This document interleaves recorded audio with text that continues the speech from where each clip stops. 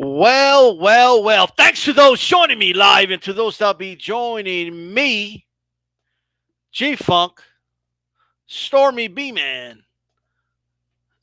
and Reggie Owens, live and on archive, by the way. What's going on, gentlemen? G Funk, what's going on? What's up, man? I'm ready. You ready or what? I'm gonna come at you, bro, with that Collard right hand, bro. Just close my eyes and just throw it as hard as I can. I'm gonna knock you out. All right, what's going on, Stormy?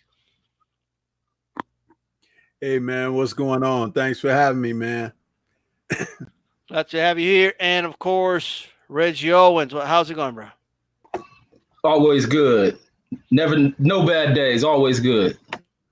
No bad days, always good. I hear you, man. And by the way, those listening on archive, take a moment right now and throw a jab. Throw a jab at the like button. Make sure that like button does turn blue. You are listening, okay, to the February 3rd edition of Weekend Aftermath. We have a lot to talk about in this edition here. And of course, people start calling me, okay, right when I started. You know, that's crazy. Okay. But with that said, G Funk, let's start with you, bro. On Thursday, we had some Thursday night boxing. And of course, Joseph Diaz, aka Jojo Diaz, defeated Tevin Farmer. Some may consider that a slight upset. I had that fight pretty 50-50 coming in, but how did you see that fight, bro? Man, I agree with what you just said. It was a close one for me to predict, man. Farmer is a guy who's showed good skills. From his last couple fights that I've seen, and we know Jojo Diaz is a good fighter as well. Very, very solid guy. I like watching him fight. I picked him to win, but I was like, man, it's going to be close. It's going to be a good, hard fight for him. Turned out to be a pretty lopsided fight on my card. I feel like he just simply outworked and outwilled and outfought Farmer all night long. He was mixing it up beautifully. I feel like he was throwing a lot of good body shots, a lot of good hooks to the body, bringing him up top. Just overwhelming Farmer a lot. Farmer to me, I don't know, man. I think that the work rate and the aggression really just kind of threw him off. That's what it looked like to me. But that cut, man, that was a nasty cut in the second round. I was a little bit worried that they were going to stop that fight because it was not only was it long, like it was almost as long as his eyebrow, but it was just wide, man. Everything was like a quarter-inch wide. And I was thinking, man, Farmer is going to go to work on that thing. It's early in the fight. He's going to go to work on that thing, and they're going to stop this fight. And from that moment on, from what I seen, it looked like Jojo Diaz really stepped on the gas and said, you know what, man, if this fight's going to end, it's going to be, on my terms, not because of this cut. And I felt like he just really turned up the heat on Farmer, started to let his hands go a lot. And I think that the pressure really did get to him, man. We know that Tevin Farmer's a guy that he doesn't like to, throw too many punches. He likes to be real accurate with his shots. And I really think that was the wrong kind of fight here with Jojo Diaz. He just was so aggressive all over him.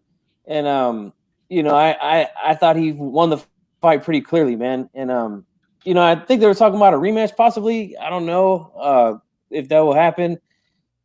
Somebody was saying that I guess Farmer had turned down a fight with somebody for $2 million. I don't know who it was. If it was Tank Davis or what, I don't know who, to fight Jojo Diaz, and he ends up losing, and not only losing out on the $2 million, but losing his belt as well. So it's kind of a double whammy for Farmer. But I think he could bounce back. But much credit to Jojo Diaz, man. I thought he fought very good, and he went in there and he took it from him. He didn't want to leave any doubt in there. Yeah, absolutely, man. And shout out, by the way, to Scrapbook Boxing in the house and Drew Titan. What's going on, gentlemen? John's out there as well. Stormy, talk to us, man. How did you see this fight? Wow. it was definitely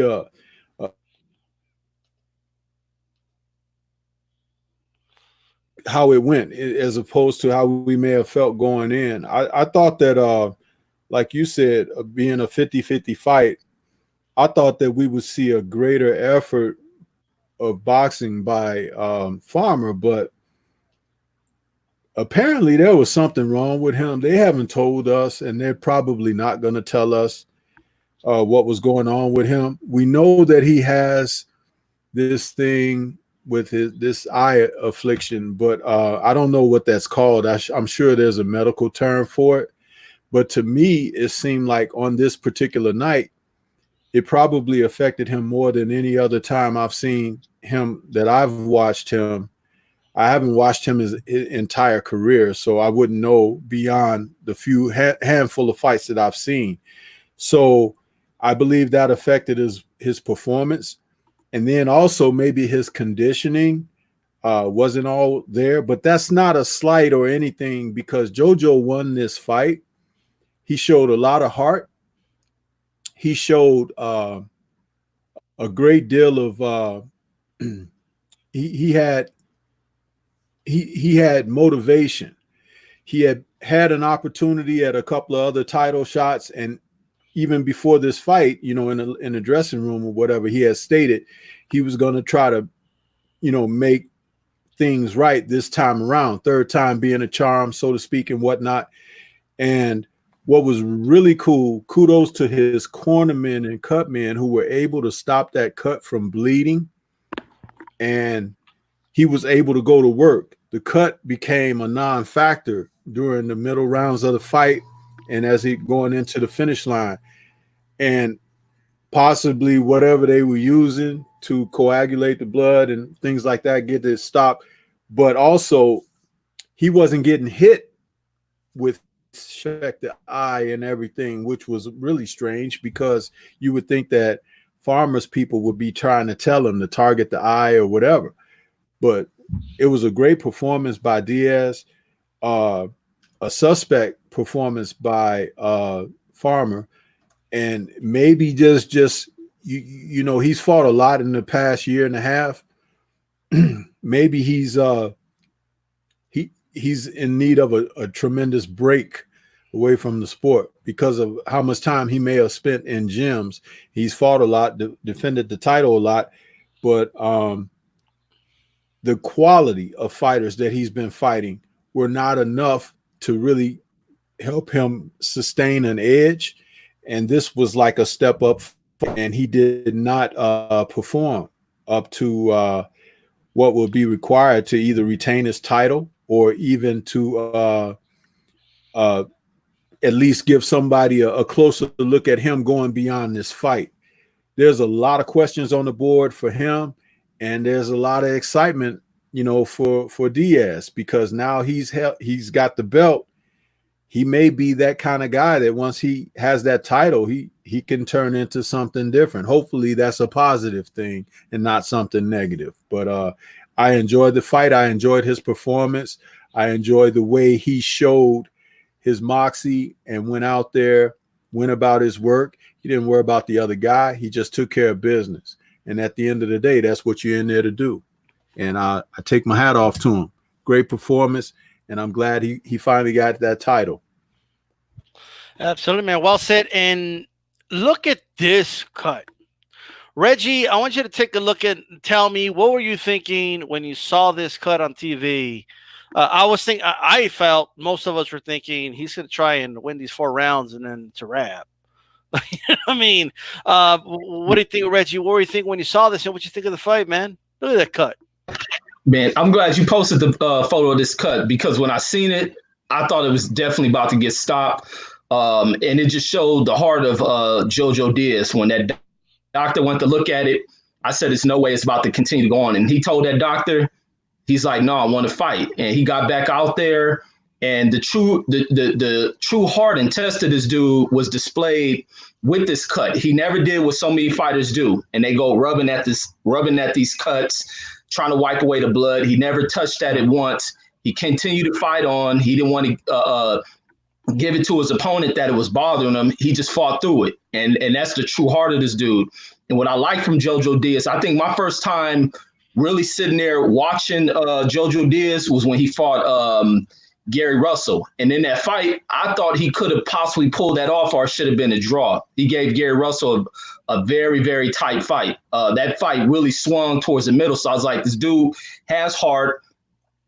He's determined to win, and that's why he kind of went in that depressive type state. But going in here, Tevin Farmer wasn't prepared as a champion, and that's the thing I've heard.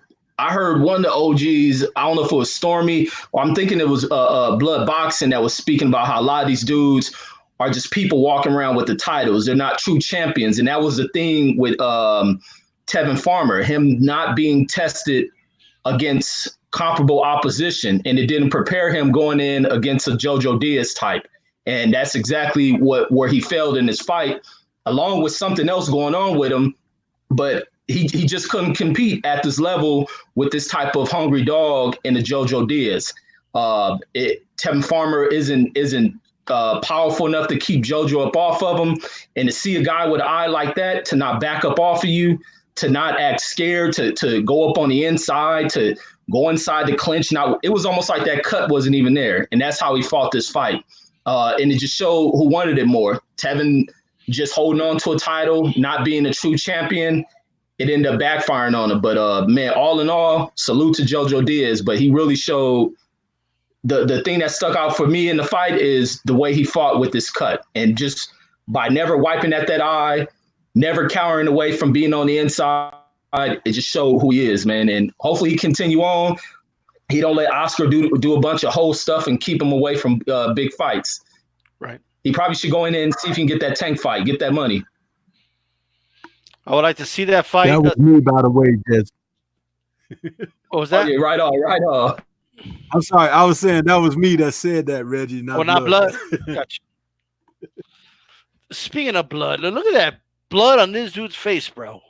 I mean, I thought another eyeball was going to pop out of that cut, bro. That's like a third eye, bro. Okay. This dude got woke, okay, on his face. Look at this guy. Holy shit. I mean, I could have sworn there's no way this fight's going to continue. And then it almost felt like halfway through the fight, like the cut was a non-factor. It's just like, oh, shit, this dude has a cut. Oh, yeah, this guy has a cut. Hey, Tevin Farmer, throw a jab at the cut. Okay, what are you doing? Like he let this dude off the hook, in my opinion. But it has a lot to do with JoJo Diaz did, of course. But shout out to Jupiter B in the chat. What's going on? 88 Sports Talk out here. Maxilla out here. And, of course, Kenneth Johnson saying salute to the whole panel. What's going on? Teresa D on here. What's going on? And Kevon Slims on here. Main event, Mark hitting the hey, but had to come and hit the like button for D-Style. I appreciate it. You could always catch the rest of the show on archive. All right. Let me tell you guys something, man, about this card. And I do appreciate all the support. Just jab the like, show the love. Absolutely. Make sure to throw a jab at the like button. Just in general, before we get to the other fights, all right, Reggie, what do you think about boxing just in general on a Thursday? Man, I love that, man. I really did love it because I was used to I used to play fights on Tuesdays. Used to watch some of the fights out of Mexico on other days during the week. I love this, but not when the only thing I had an issue against, these were champions that were fighting. And that's the only thing that was bugged out for me. But I wish they bring more of these Tuesday, Thursday, Sunday type fights. I really enjoyed it. Yeah. Well, what about you, G-Funk? What do you think about, fights on? I saw G-Funk. I thought that it was interesting that they had them on Thursday night, but being a person that was used to watching the old Tuesday night fights, every once in a while they would have a Thursday edition when it didn't make Tuesday, so it was a callback to that. And then it was a big weekend for not only boxing, but sports in general. So it kind of gave people a real, you start to finish, you started your weekend almost a day early. I enjoyed it. I enjoyed it, and there were some things happening on those cards that collectively it made it an interesting night of boxing. I just knew that this fight was going to end early with Diaz and Farmer when that cut happened. It was like, there's no way this is going to go the distance. It's a very familiar cut. One of you guys might remember who it was who had a similar cut. It might have been Vitali against Lennox Lewis. I think that was almost the same type of cut. It was bad. and this guy, he made it through the fight. And of course, Lennox wasn't going to let Vitali get away with that kind of cut, because with his experience and everything, he knew what to do. But it was really questionable that Farmer didn't attack and go after it. Well, speaking of attacking and go after it, that's what Lennox did. Okay, once he saw that cut on Vitali, he kept attacking that cut, and they left him no choice. Shout out to Ronald Finkley. G-Funk, what did you think about Thursday night? I know you were doing like play-by-play and all that. How was it for you, man, Thursday night boxing? Well, I'm just like the rest of you guys, man. I need my fix. You know what I'm saying? So the more the merrier for me. I enjoy it. I don't mind Thursday, Friday. If we go back to the Tuesday night fights, I think those were on USA, the old USA network back in the day. Those are great, man. There's a lot of good fights. And we got to see a lot of good up-and-coming prospects, get their start on TV on those kind of shows. But this one was a little different. Like Reggie said, there was world champions fighting on the card with Tevin Farmer, and then we had Demetrius Andrade.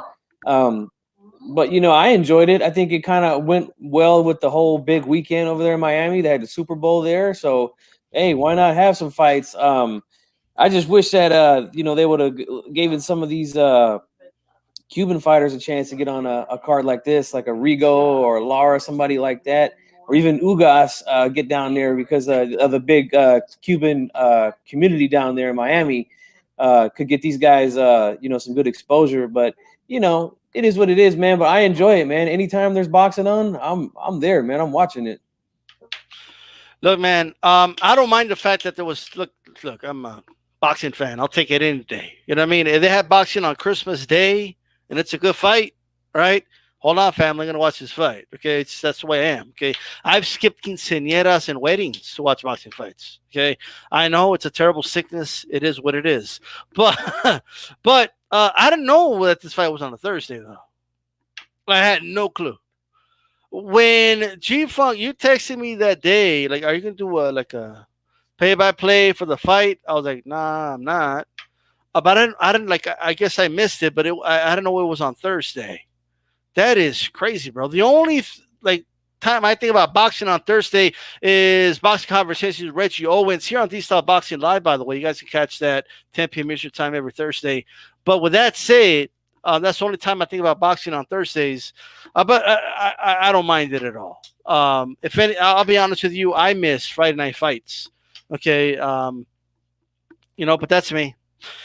But good. I do agree with G-Funk about in regards to putting more Cuban boxers in that region, Florida, no doubt. There's a lot of Cubans there, so definitely. You are tuning into Aftermath. For those just coming in, make sure you throw a jab at the like button. I'm being joined by Stormy B-Man, Reggie Owens, and G-Funk. Make sure you subscribe to their respective channels. All right. Stormy, we'll start with you here. Demetrius Andrade defeated Luke Keeler. Okay, this dude's name is pronounced like the way Mexicans pronounce killer. Okay, Keeler. He got the win. It was an expected win. But what you think about his performance and him calling out Billy Joe Saunders after the fight? Well, to summarize it, I would look at Andrade as being and some people might not like hearing this, but Stormy always saying stuff people don't like to hear. But I would liken him to a middleweight version of Farmer. He's been fighting these lackluster opponents guys that you can't get up for, and he's beating them, and they're no threat to him. And the only thing he's starting to do now is look stale. He's starting to look bad at it because he came out and hit the guy with something early on that made people sit up like, okay, maybe this is, he's going to take care of business. But then when you see how the fight went on into the later rounds and everything of a person that really should have been done away with, you have to question what he really has, because think about it like this. He hadn't fought in a minute. And then the last guy he fought was another touch like this. What if that were Canelo or Billy Joe Saunders or Charlo or somebody like that? He would have had to try to get up. And I say try to get up because we don't know if that's even in him anymore. You see, a lot of people talk about where he is and the talent and the potential he has. He doesn't have potential anymore. He's had a career already. Okay, so he's an aged out fighter. He's over 12 years in the sport. He's about ready for the pastures. And young lions will come on in from him because his legs are not there like they used to be. And that isn't even from being ring worn or anything. It's just he's older now, and he hasn't been fighting top opposition, where you stay sharp, you stay focused, and you understand and recognize what the threat is. None of these guys, since he's went over to the zone, have provided a threat for him. So I think it was a stale performance. I think he's on the shelf, and somebody's going to reach up there and open up his can, and that's going to be the end of him. But it won't be one of the guys you want to see him in there with. That's what I have to say about that. What you think, G-Funk? Wow. I agree with just about everything Stormy just said, man. It is kind of sad to see a guy like Andrade, who had so much potential, early in his career, when we seen, the talent that he had, to just kind of be wasted, man, on these kind of lackluster fights and performances. I called the fight. And I thought it was going to be over, man. The first two rounds, he comes out and literally hits this guy with a 1-2 immediately and puts the guy down. The guy makes that other round. The next round, he hits him with the same combination. This time, it's a little more flush. And Keeler just goes like a tree falling, And I thought the fight was over. Do that again. To his credit, he's a tough dude, man. He got up and continued to fight. And wait. How did he go again? Go ahead. I didn't mean to interrupt. Go ahead. He went straight down, man. Like just boom, And honestly, I thought the fight was over right there when I was calling it. I was thinking he's going to get up. Andrade's going to pepper him with about 5, 6, 7 shots, and the referee's going to stop it, or this guy's going to go down again, and that's it. But that didn't happen, I think that he went a little too wild trying to hit home runs, and I think he got a little tired. I think he kind of punched himself out, throwing too many heavy shots, looking to hit a grand slam. And that's one thing about when you're throwing punches like that, with all your trying to knock guys out with these shots and you miss these shots, that takes a lot out of you too, And I think that what he was doing was just basically a real basic, throwing his straight right hand and straight left behind it. This guy caught on to it eventually and was expecting it. Then, mid-rounds, Andrade tried to move around a little bit, maybe walk him into like a counter right hook or something. And, I don't know, man. It was not a very good performance. I mentioned this during my show when I was calling the fight that, there's a lot of people. I remember when Roy Jones was fighting a lot of guys who were like this. People complain, but at the same time, Jones showed out on these dudes. Like he left no doubt. He's out there wiping these dudes out, hitting them with flashy 5, 6, 7 punch combinations and things like that to at least keep you entertained while this was going on.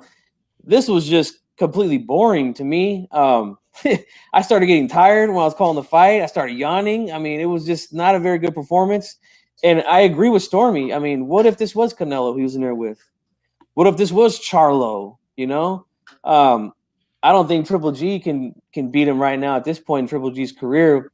But you know, I mean, if he was in there, honestly, I think if he was in there with Canelo might have stopped him that night. And you know, I do think, like Stormy said, he's ripe for the picking for some of these guys. And to me, it's just a really, really sad thing, man. Yeah, I hope that I'm wrong. I really do. Because, you know, I feel for guys like Andrade who have to work their way up. You know, they don't get the push that some fighters get, and they have to do these kind of things in their career to stay relevant. But, you know, like I said, man, it's just not a good performance. I hope that if he does get a big fight, whether it be Charlo, which I think is probably next, or Canelo, that he gets up and gets in the gym and puts in the work and goes in there and does what we know he's capable of doing, you know, but I don't know if he can do that anymore, you know? So, I mean, he gets the win, but it was not a very good and impressive win to me, but you know, it is what it is. So you're saying that he like knocked out a bunch of people that night. Like, you know, he just like Thanos style, right? Went to sleep. That's funny. I felt a little like, you know, like I was feeling a little bit under the weather, and then I felt like the NyQuil treatment was starting to come in, and then I felt better. You know, that's the effect that this fight had for me. Reggie, did you stay awake throughout this fight? And if you did, what you think of the fight? And segue us into what do you think is next for Andrade, or what would you like to see? And but what do you think is going to happen? Yeah, with this fight, I did watch it, man, and Andrade set himself back, man, because he knocked down the guy early. But I heard one of the dudes make a statement about Andrade with early knockouts, but not being able to finish off opponents, and that's exactly what he ended up doing, dropping this dude early, but couldn't get him up out of there. Then he goes back to this fighting style, which I've seen him start using. I've seen him go with this, stand at this wide stance and winging off that long range curving hook. But in that fight he fought at home, he fought, what was that dude, Seleshki? He fought this dude like that the whole fight. In that crowd at his hometown, they didn't like that. And I think they may have started booing him as well. Then he comes in this fight and he has the same style. So I'm like, has Andrade lost something? Now, he didn't change things if he was trying to entertain. He didn't go back to boxing, trying to jab this dude, keeping the guy up off of him. He didn't do any of that. Keeler started to get comfortable, starting to come on the inside, start getting some of his work off. And I think when he ended up getting caught was him getting too comfortable, coming on the inside and getting hit with an uppercut. And that's what changed things for him. But he went 9 rounds with Andrade because Andrade couldn't do nothing. Andrade was missing a bunch of these shots. And I don't think this is him playing around. Something is not right with Andrade. Same thing with them facing this lower level competition, holding on the belts and not fighting real people, that he may go into a fight with one of these upper tier champions and get exposed. Now, the thing with Keeler is like where he was supposed to wash Keeler out, this guy wasn't supposed to be in the ring with him. Keeler didn't have a jab. Keeler wasn't balanced on his feet. He couldn't even fight coming forward. He struggled to keep his hands up. Keeler kept his hands down by his waist. So his chin was there all day for Andrade to hit it, and he was taking some of these shots. Everything was wrong with Keeler. I don't even see how Keeler was still a professional boxer. Everything looked awkward as hell, but he still managed to stand in here and land some of them soft ass shots on Andrade, and Andrade getting hit with him. Andrade didn't really show nothing. He didn't show no great head movement. The whole offensive style is weird to me, and I think if he faces a Canelo, he faces a Triple G, he faces a Charlo, he's getting knocked the fuck out. And that's just the way I see it. But for Canelo, he set himself way back, because with this performance, nobody's going to be excited about seeing Canelo fight an Andrade. People want to see Canelo fight other big names out there. So Andrade didn't really wash himself out the situation. Maybe a Triple G situation will work. And I favor Triple G in that. I favor all these top name middleweights over Andrade, because something has changed in Andrade. I don't think he's the same guy that we once thought he was, because he played around with his career. And that's the thing I see with him. But that's all I got on him. All right, I hear you, man. For those tuning in live, make sure you throw a jab at that like button. We're almost at 20 likes. Let's get over the 20 likes for sure. 30 by the end of this show. Okay, so make sure you throw a jab at the like button. If you're listening in archive, remember, make sure you hit that jab button, the like button. I apologize. G-Funk, what do you think is next for Andrade? What do you think is going to happen, but what would you rather see as well? Well, I mean, I would like to see him finally get his crack at, one of the guys like a Canelo, Triple G, Charlo. I know he mentioned Billy Joe Saunders after the fight. I really think that the best opportunity for him and the most likely opportunity would probably be Charlo. Being that, those guys are to me, they're kind of like, not on the same level, but like as far as like their push in the sport, it's kind of the same. So, I think that both promoters can probably make a deal between those two guys. Canelo, there's no way Canelo's going to fight him now, especially after this performance. I just don't see them saying, yeah, we'll take on Andrade now after this. Not a chance. We know that they won't do that. Triple G. And same thing with him. At this point in his career, he's old. I don't see them taking that kind of risk fighting Andrade. I think Andrade could still beat Triple G right now. As far as Billy Joe, Canelo, or Charlo, I don't know, man. I don't know. I would have to favor all those guys over him right now at this point. But anything could happen in boxing. But I would like to see him at least get one crack at one of those guys before it's said and done for him. But I think it will be Charlo next. That's just what I'm thinking. I just want to remind people that Triple G didn't look good in the last two fights. Okay. In my opinion, he lost his last fight, and he looked so good against Rose. I know he won that fight, but he looked so good up until the win. I just want to remind people that I don't know who I would favor yet, but if there's the weakest link out of the guys you mentioned, G-Funk, I think it's Triple G. I think that's the guy he would have a better shot at beating, especially because he might make it an ugly fight, but Triple G has trouble with those guys. This is my opinion.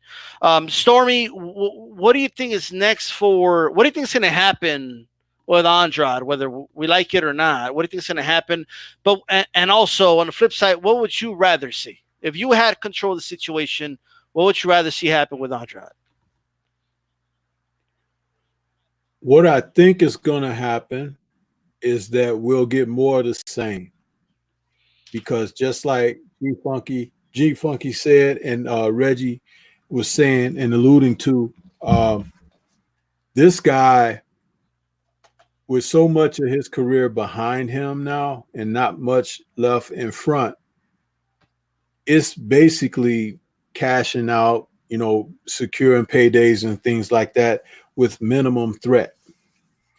One thing I wanted to add to this scenario that nobody has thought about, and I listened to this as I'm hearing the other gentlemen talk, and I'm thinking, do you know what is the most unacknowledged situation that DAZN has set up?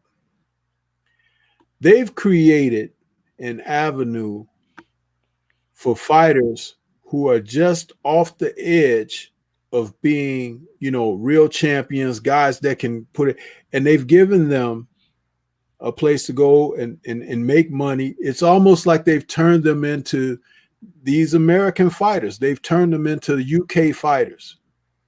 You remember, UK fighters were usually the ones who would have to, they would work their way up to a certain point, and then when they come over and challenge American fighters, they get exposed.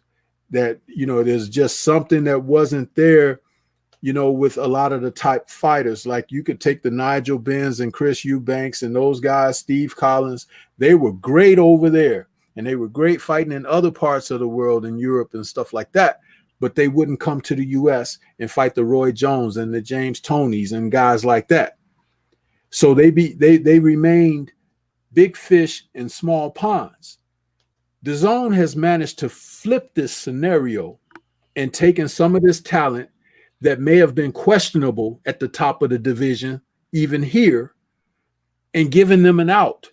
And they're fighting the same guys over there looking good, looking superior, but they're not superior because of who they're not facing on this side of the coin. And if you look at it, it's like they've systematically plucked these cherries off of the vine. And I've been putting it together as we're sitting here talking. It's like I had never thought about this before. A guy goes over there to fight and he can thrive and he can exist another 4 or 5 years fighting like this.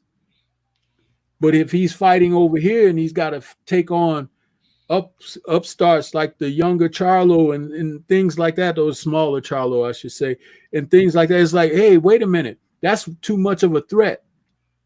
But you got the Luke Keelers and you got the Calebs and all of these guys, and it's like they're a dime a dozen over there. Look at those guys who they feed on professionally as they're growing up their career paths. Guys with 60 losses and 20 losses and 40 losses. It's like, dude, you're not developing fighting people like that. And then if you're the guy that's supposed to be that prospect or that one that they're projecting, when you come across that U.S. talent, it's like, boom, it's like you get put back in your place.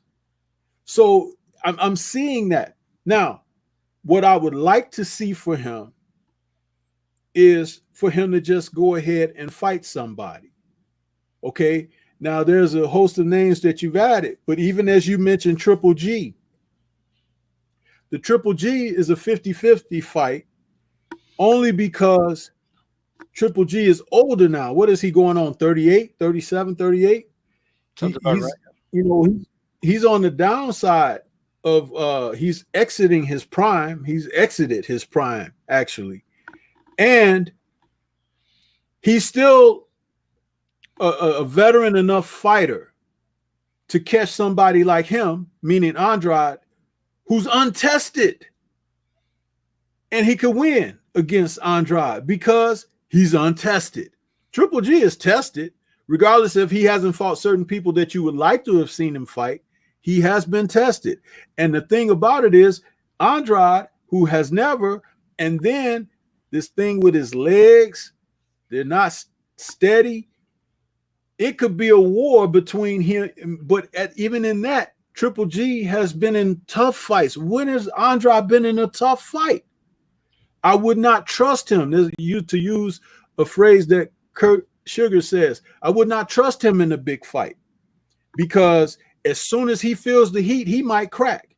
He may just, surrender in the corner or something like that because he hasn't had that.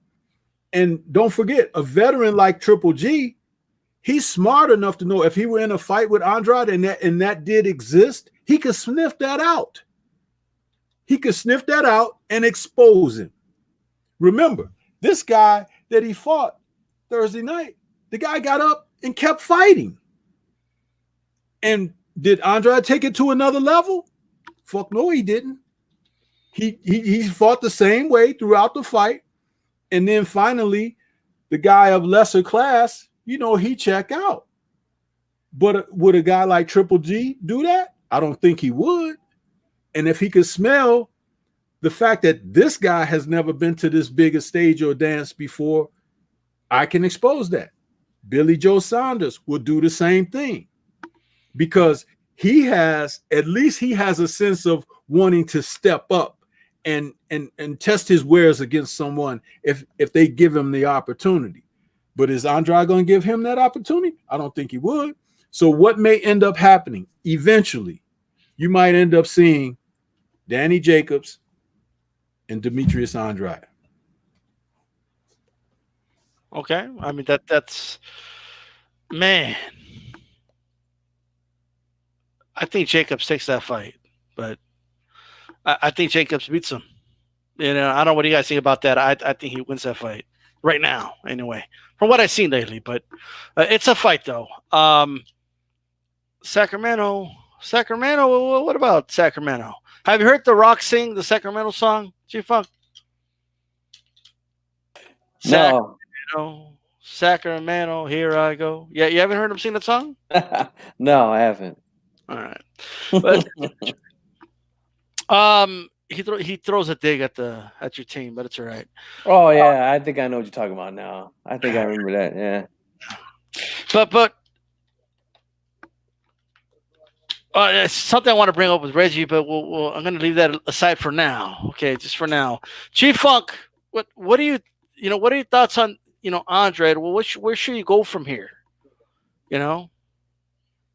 I think he should just continue to try to get a big fight if he can. I mean, at this point, he just Stormy hit on some great points, man. I just don't think that he's the same guy that he used to be.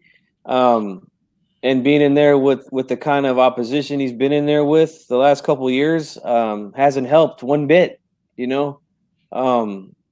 don't know if that's 100% his fault or his promote. I don't know who to blame for that.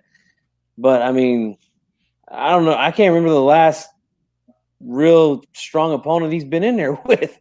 I mean, Vanis Martirosyan. I'm being honest, man.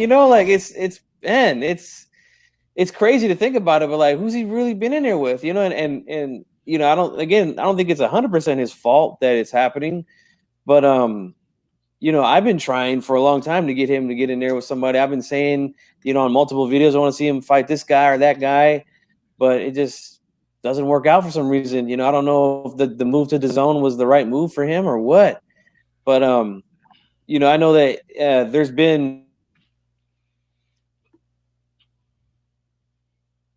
You froze up there, G-Funk. You there? Where they've had some sort of back and forth about fighting each other, and it's been a who you duck me or I ducked you sort of deal. But I don't know, man. There's got to be a way if we can get these guys in the ring. I didn't think about Daniel Jacobs until Stormy brought him up. I think that'd be a pretty good fight, man. I would love to see that, whether it be at 168 or 160. I don't think Jacobs can make 160 anymore. Probably be 168. But if he can't get any of those guys, why not? Fuck it. That's what I say. Look, man. Reggie, talk to us about the zone and their obsession with YouTubers because Reggie, I still remember how excited you were, okay, for the KSI Logan fight here on this show. Actually, you were really very excited about the fight. So can you explain to me if you had a change of heart, if you still think it's a great thing for boxing? And all that, you know what I mean? Because I still remember, you guys should have seen Reggie's video.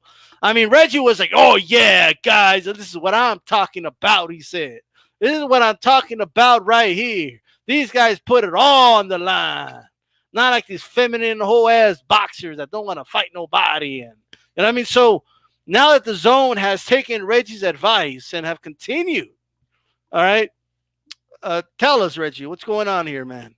What's going on with the zone? The zone has lost that shit because the KSI thing, for what it was a good thing. Now that was a one-off thing. It should have just been for one moment. Now they've been running. They run the gambit with this one. This has become the new model.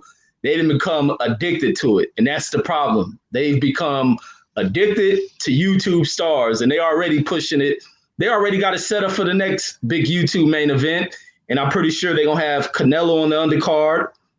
They're going to have, what other stars they got over there? They got Triple G on the undercard for Logan Paul, and Antonio Brown is the main event. So that's where they lost it. And I think them stepping in to do the KSI thing was good to bring those, kind of more of a goofy fan base and the one to watch boxing.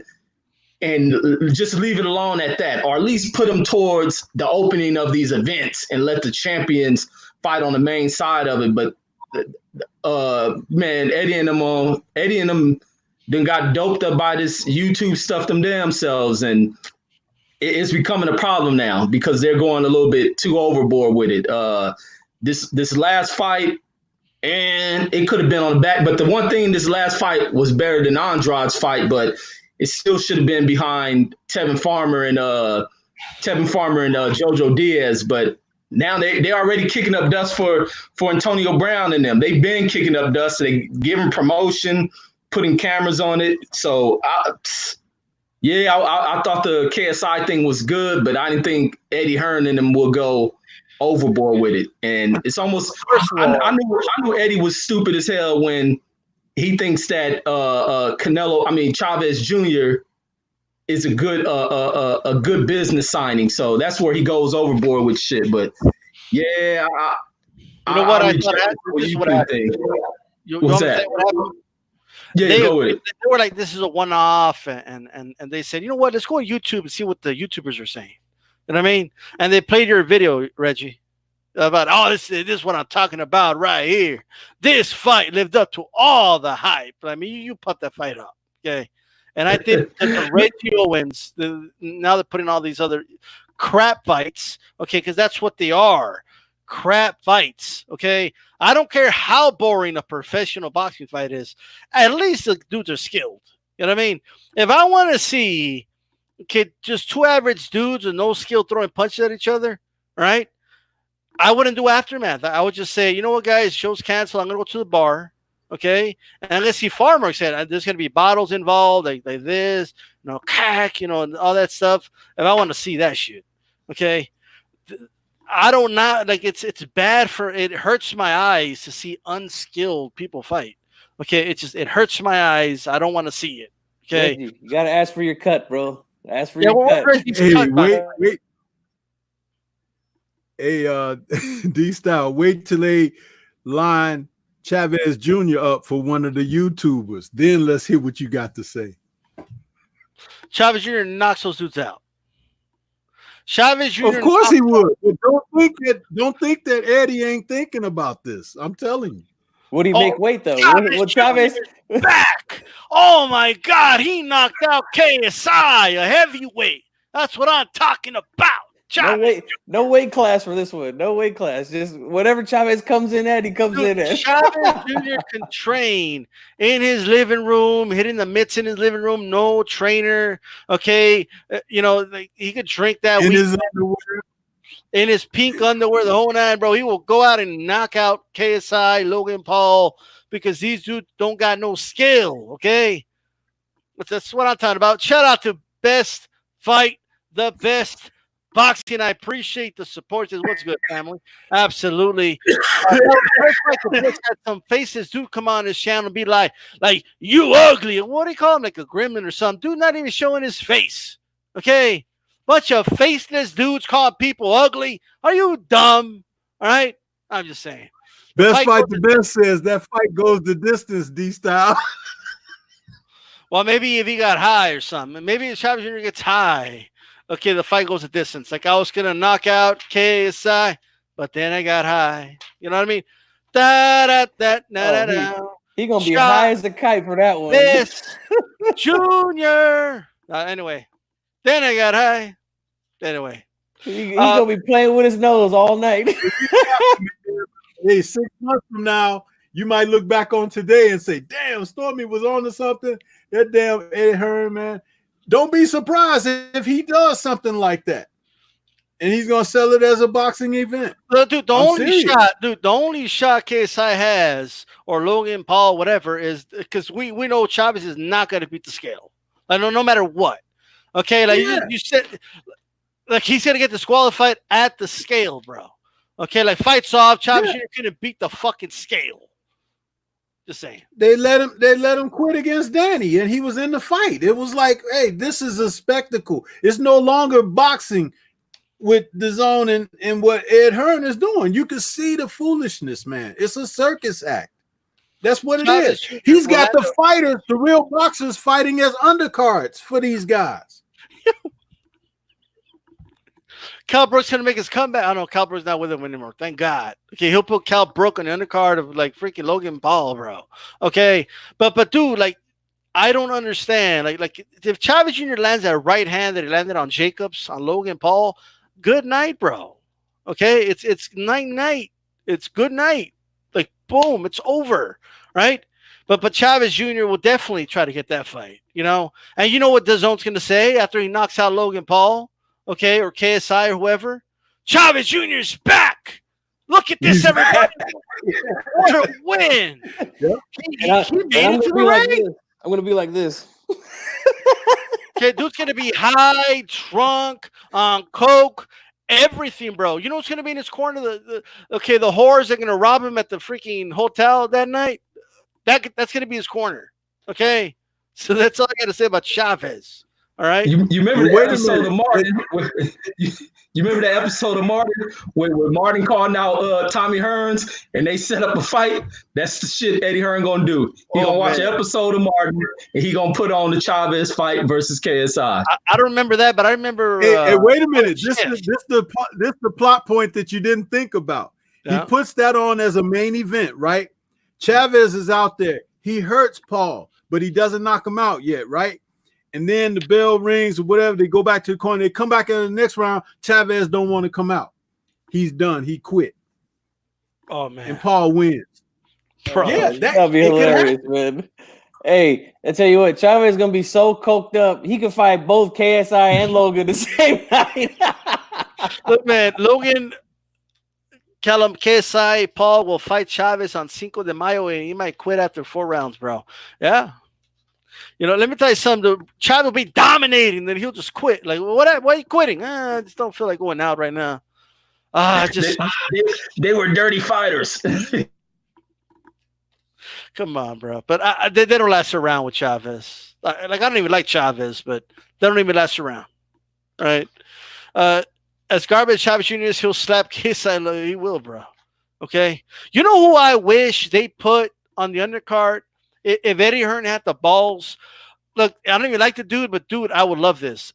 Just try and put Chisora on the undercard of KSI and Logan Paul, bro. Okay. Dude, Derek Chisora will whip out the Vaseline and use it on those motherfuckers. Okay. Like right there in front of everybody. These dudes will piss their fucking pants, bro. All right, they'll piss their pants. Like, this is bullshit on the main event. Not these motherfuckers. Like, you think KSI and Logan Paul gonna say something there, Sora? You know, the way Regis Progress did? It ain't gonna happen, bro. Okay. Like they'll piss their pants. It'll go viral. With that said, everyone can thank Reggie Owens, okay, for promoting the celebrity boxing that DAZN has been putting on. Okay, thank you very much, Reggie. All right, you guys are welcome. You're welcome. And by the way, check out these notes. Okay, throw a jab at the like button. Okay, for the notes. All right, before we proceed, Stormy or G-Funk, you have any thoughts about this whole celebrity boxing thing? That's what Stormy goes first because he has Sharpie. There you go. No thoughts on the celebrity boxing trend that Reggie Owens started? Man, I don't like it, man. I don't like it because I think what they're doing, and I alluded to this whole situation by mentioning about the YouTubers. I think they're turning from their promotional aspect, they're turning boxing into a circus. And there's no place for that in boxing. I mean, there are men who have put their lives on the line and have really, carved out a career for themselves in all sincerity, trying to become champions and things like that. And I just don't think that there's no place in the sport for that. But at the same time, there is a new avenue for something like that in this modern era, but it should not be done along the lines of boxing. You remember, I don't know if you guys are old enough, in the early 70s, they used to have something like that, the Battle of the Sexes, and different things. It was like a circus atmosphere toward professional sports, boxing, baseball, football, softball, and they would have celebrities and different people participating in that. And there was an audience grabbing thing, but never were any of them trying to get in the ring with the real guys. Wilt Chamberlain once entertained the notion of trying to fight Muhammad Ali, but he wasn't stupid enough to sign a contract and do it. But it's like, you know, those are the kind of things where nowadays you might see that happen because of this kind of thing. Right. And as soon as somebody gets hurt or something, then it's going to be like, oh shit, you know. Well said, Reggie. I'm sorry, Stormy. Any final thoughts on that, G-Funk? You know, I agree with Stormy. I don't like it being on real boxing events.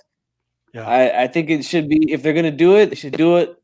It should be their own thing. You know, like it seems like they have enough guys now from social media where they can have their own card, you know, and do their own thing. But leave the professional stuff to the professionals, because it really does show how bad these guys are as far as the boxing goes, you know. I swear, man, if I could find some of the old tapes of when I used to train and we would just, you know, put the gloves on in front of my mom's house, you know, I think it would be better than some of the stuff that I've seen, especially this last one. This was a joke, man.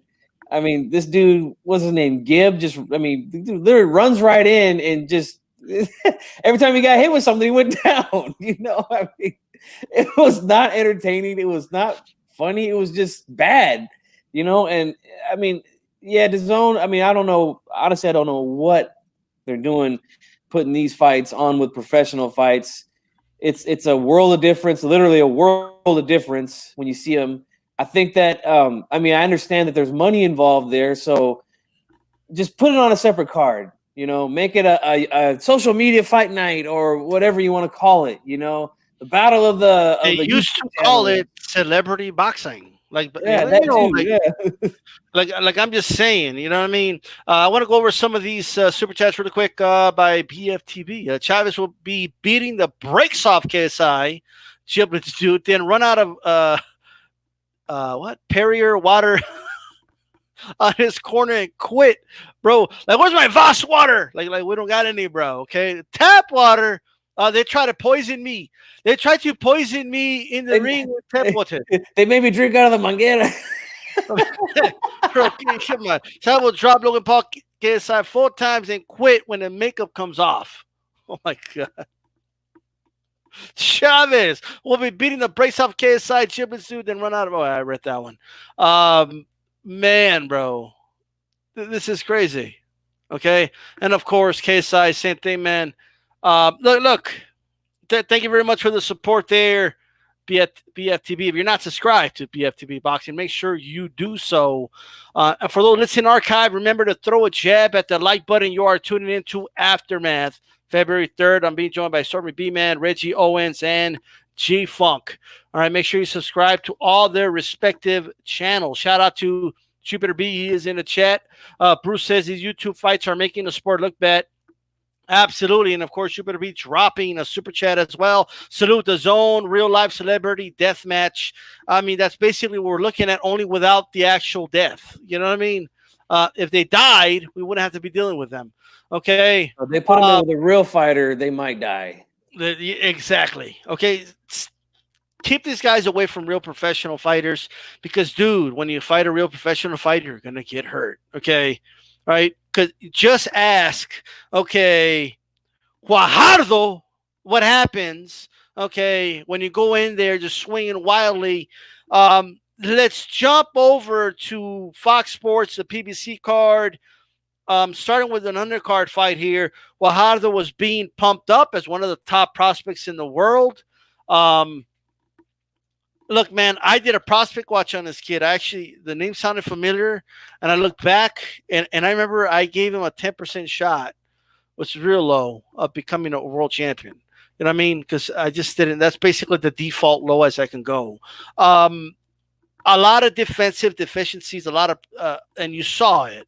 Okay, this guy literally thought he's just gonna go walk up to this dude, punch him in the face, and it's over. Like he thought he was gonna punch. Like it's just that's not the way it works, bro. You know what I mean? Like I think I don't know if he's been on. I just don't. I don't understand why it even took 5 fights to realize this. Okay, you learn that in the gym that you can't just go walk up to somebody and knock them out like that. Like it's just like what's going on here? This dude, okay. He just look, man. I understand that Clay Collard is like, what is he, like a part-time boxer, MMA fighter? He's gonna go to MMA, but he's a man. He's in his mid-20s. He's got more man strength than this kid, obviously. All right. You don't walk up to a man and just think you're just gonna knock him out just like that. Okay. He learned the hard way. Because let me tell you something. Kid goes in there, no jab, no method to his madness, none. Okay, no, just I couldn't believe how this kid just attacked the way he attacked, right? With no thought process whatsoever. That for every action there could be an opposite and equal reaction. Right? You punch a man, another punch is coming your way in a boxing ring. What do you do when you throw a punch? What if you miss a punch? What if you land a punch? That situational intelligence has to be there. You should learn that in the gym. I don't know who the hell this trainer is. He should be fired immediately. And every time, I don't know, but this style, okay? But maybe it's not his. Maybe he didn't listen to his trainer. Then he shouldn't be his trainer. All right, as simple as that. I mean, either he didn't teach him shit or he's not listening to you. Not a good combination either way. So, terrible. Clay Collard. Did you guys see the look he gave this kid when he knocked him down? Bam! And he just looked at him like, he just looked at him like, well, who do you think you are, kid? Just trying to attack me like that. He just looked at him. Look at that. He even put his shoulder like, what? Like this is crazy, bro. He posed for a second, right? Admired his work. It's okay to admire your work when you knock a dude down. Okay, just don't do it in the middle of the action, right? And then what does Guajardo do in response to getting knocked down or hurt? What does he do? I'm just gonna throw harder then. I'm just gonna throw more punches. And then even after he hit this dude with his best shot, and the dude didn't go down, he just says to himself, I'm just going to keep doing it anyway. All right? Just keeps throwing and throwing. Doesn't work. He gets hurt, okay? Dude starts touching his toes and shit in the middle of the fight. I don't know what that was about. They called it a knockdown. Okay, he's just touching his toes. Of course he's okay, ref. Of course he's got balance. He's touching his toes. And then, of course, the ref, I swear to God, the ref had money. Bro, the ref had money on this fight. Okay? Like, you ain't going to lose tonight, kid. Like, one way or another, I'm going to make sure you survive this fight.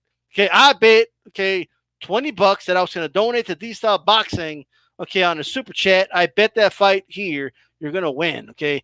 This ref refused to stop this fight. It was unbelievable.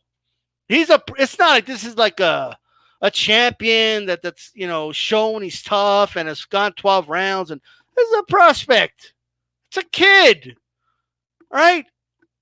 They should have, I swear to God, you're right, BFTB. His defense was his haircut. Okay? He got a brand new haircut. Okay? He got a fade after this fight. Okay? He punched a fade into his hair. All right? That's what he did in this fight. Shout out to BFTB.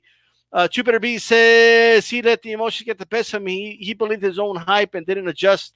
And my thing is, don't go in there thinking you're entitled to a first-round knockout just because you're you. Okay?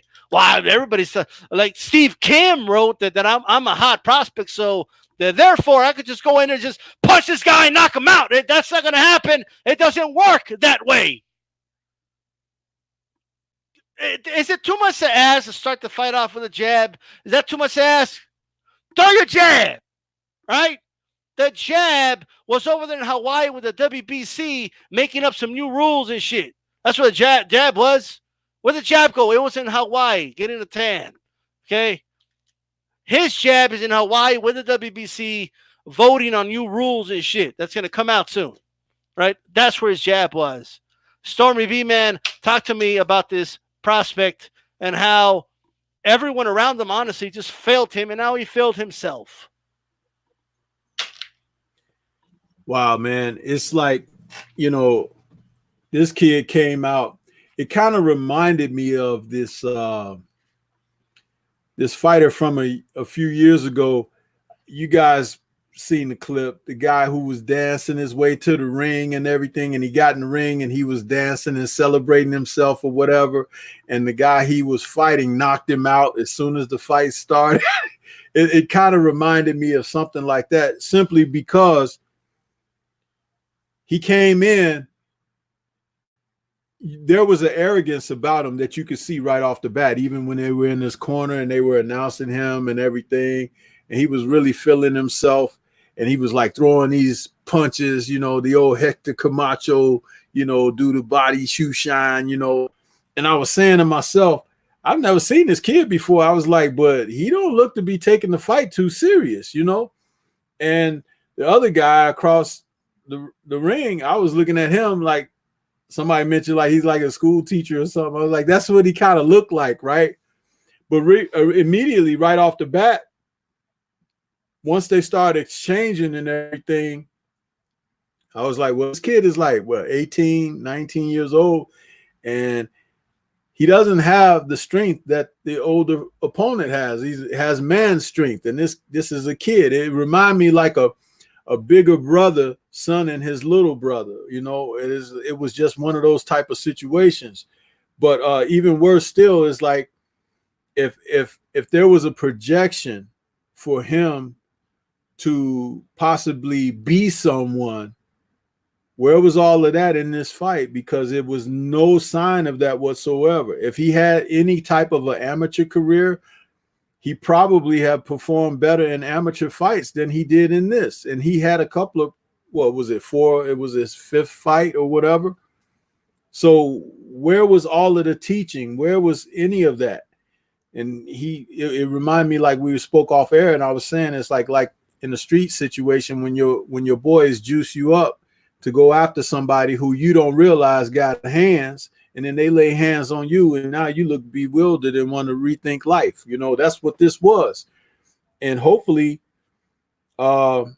he can be shamed back into getting discipline and things like that. But maybe this is a good lesson in life, that he be the poster child for what not to do, because there's always going to be someone out there like that.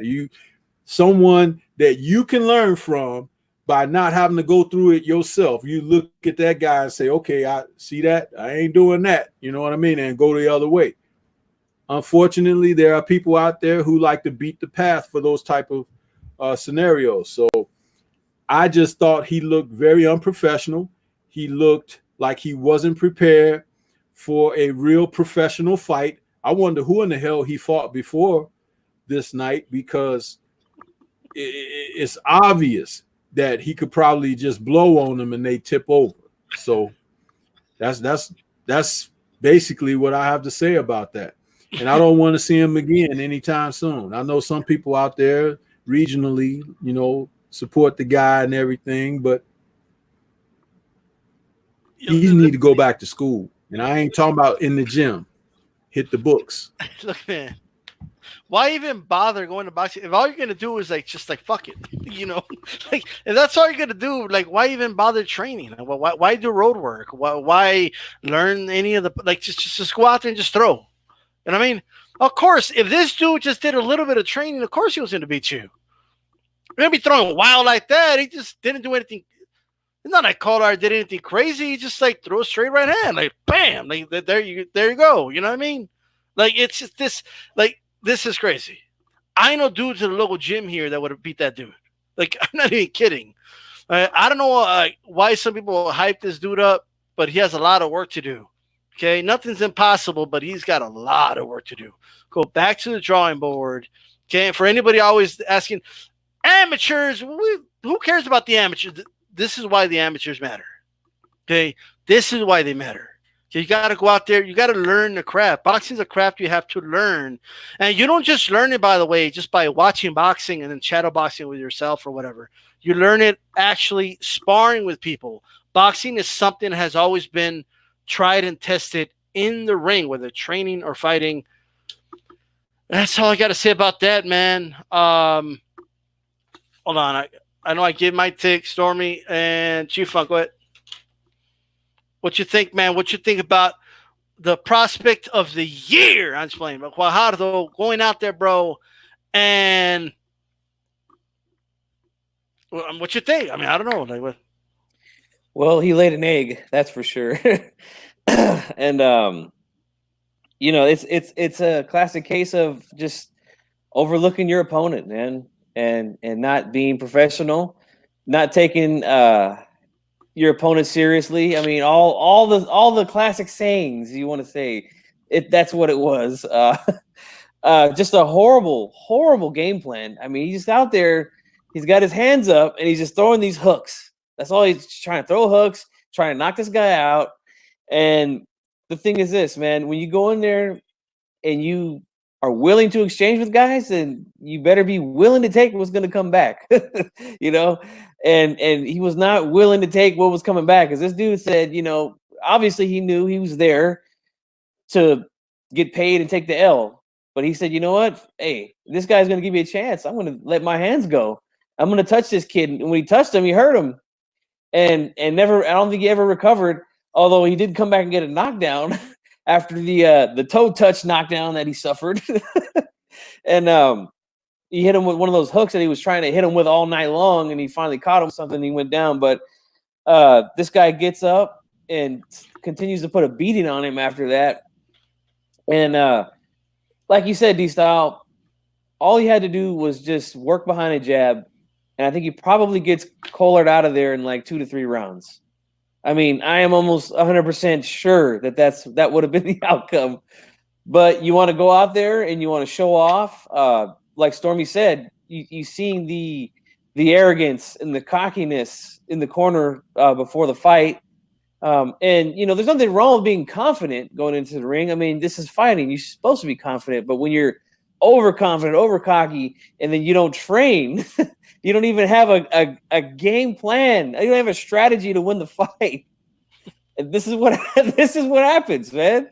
This is what happens. And when you exchange, you give your opponent every chance in the world to land something big on you, man. Instead of exchanging, should have just worked behind the jab, set up some counter shots that way. I think the fight would have been done. But the kid didn't want to do it, man. Have you ever hated a coworker, or like when back in school, like you just hated something, and you would you would envision how the fight would go down, and it was always you whooping that dude's ass. It's just, like, I hope nobody thinks about themselves getting their ass whooped. You know what I mean? You envision yourself whooping that dude's ass. You know what I mean? Like, if that dude ever, and then you think about it, right? Like, this kid was in the locker room, bro. His training was just thinking about how he's going to whoop Collard's ass. Like, oh, I'm going to get him. Right hand, left. Oh, I'm going to knock this fucker out. You know what I mean? Like, that's what he told himself. That's what he pictured in his head. And just imagine, I want to just imagine, like, when he got knocked down, how he's like, man, this moment right here is the moment. Like, he knew he fucked up. Okay. Right. Like, he knew he fucked up right here. Like, oh, fuck. Like, you know what I mean? Like, he knew this dude with his dad bod. Okay. When this dad bod dude knocked it, like, he looked like a dad beating up a dude for, like, hitting his daughter or something. Okay. This shit was insane. Right. But Reggie, what were your thoughts, bro, when you saw this and on this kid, how he just came out, wilding? Like, it was the craziest thing I ever seen. Man, his reaction after getting hit and what y'all talking about, it reminded me of that Richard Pryor skit when he talking about when he went into boxing. He was a motherfucker in the gym, hitting the heavy bag showing no resistance. And he like, when I was in the ring is where I caught hell. And he like, the fighter in there giving movement, and he like, hey, coach, this mother. That's what it reminded me of, man. Richard Pryor talking about him going into boxing.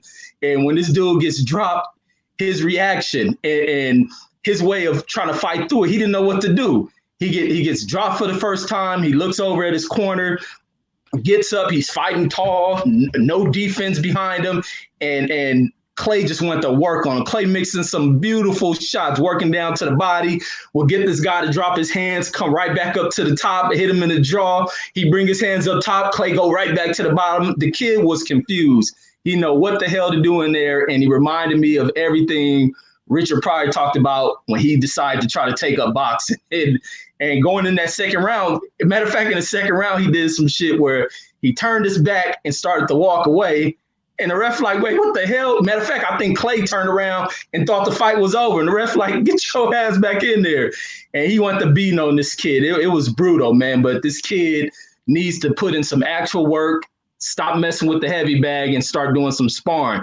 That was a situation. He's looking too good on the speed bag, looking too good on the heavy bag. And when he got in there, when the opponent who can move, he got his ass whooped. Because you can tell when the fight started, he went right after Clay and just letting off punches, thinking Clay a heavy bag, and got his ass whooped. But, yeah, that's all I thought about. Richard Pryor came right to my mind, man. Yo, this dude, Collard, was like, man, not even in shape, but fuck it, I'll fight this guy. Yo, he was like, wait a minute, what's this kid doing? Like, bang, get the fuck off me. Have you guys seen, I can't play it, but have you guys seen that video of that old man that beats up that young dude, like in the ring? Like, it looked like an MMA fight. Yeah, I seen that. And the old man, that's what it looked like, bro. Like, it's just like at first he's laughing at the old man, and bam, bam, bam. Like, whoa, whoa, whoa, you know? And then to make matters worse, the ref wouldn't stop it. So it literally looked like a dad just beating up his son for showing up to the house late. Okay, for disrespecting him or some shit. That's what it looked like. I mean, it was crazy, right? But dude, if this kid is sparring, like if that's true, like let's say he's sparring, I want to know who the fuck he's sparring. Like who is he beating up in sparring? That's what I want to know. Like, you know what I mean? Like, what's going on over here? Is that why you were late today, Chief Funk? Are you a sparring partner? What's going on? Nah, he wouldn't look like that if I was his sparring partner. Dude had arms, bro. How many times you think Guajardo pictured himself like beating the top fighters in the sport, bro? Like, how many times do you think he just envisioned himself like giving them that work? You know what I mean? Like, I could just, this is insane. Reality check 101.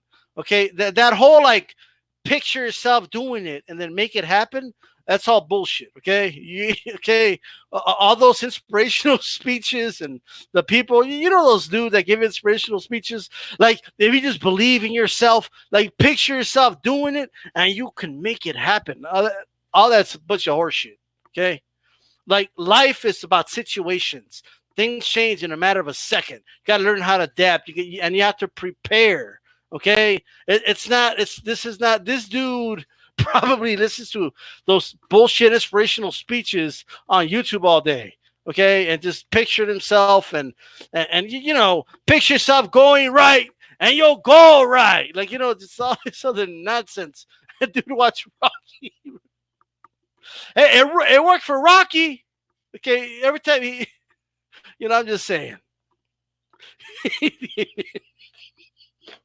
Dude, he did have the eye of the tiger, BFTB. Right there. There you go. All right. With that said, holy shit. Man, let's talk about Ugas, right, versus Dallas Jr. Let me go first because I want to say this before I forget, okay? Let me leave this comment up for a little bit. Look, all right, really quick. Hold on, what the hell did I do? All right. Bro, okay. That's true, okay, but look, right? Why, and I'm not trying to be funny, but why does Dallas Jr. look like something stuck up his ass when he's fighting? Like, I just want to know. I want to ask the panel and ask them what they think, okay? So, what's going on, Reggie? Like, what's Why does he look like that when he's boxing? Why does he look so robotic and all that? What's going on with Dallas Jr.? Man, I think he was scared as soon as the bell rang, man. That's the clearest thing I seen was fear. And I was doing the play-by-play. Yeah, in my play-by-play, I'm like, man, I'm thinking he got nervous jitters, this opportunity to fight a Ugas would have opened to him. I'm like, he going to settle down. He'll settle in. And he's still jittery, the legs wobbly, looking like a newborn deer. I'm like, man, what the hell is going on with him? And then I just figured out he's scared of this damn dude. He's scared of you guys. He can't sit still, moving around the ring. And I'm like, he took every single one of you guys' best shots. You guys couldn't hurt him with nothing. I'm gonna let you finish, but the dude was anticipating non-existent punches, bro. Like he was like, you know exactly. He was scared, man. He was shook, man.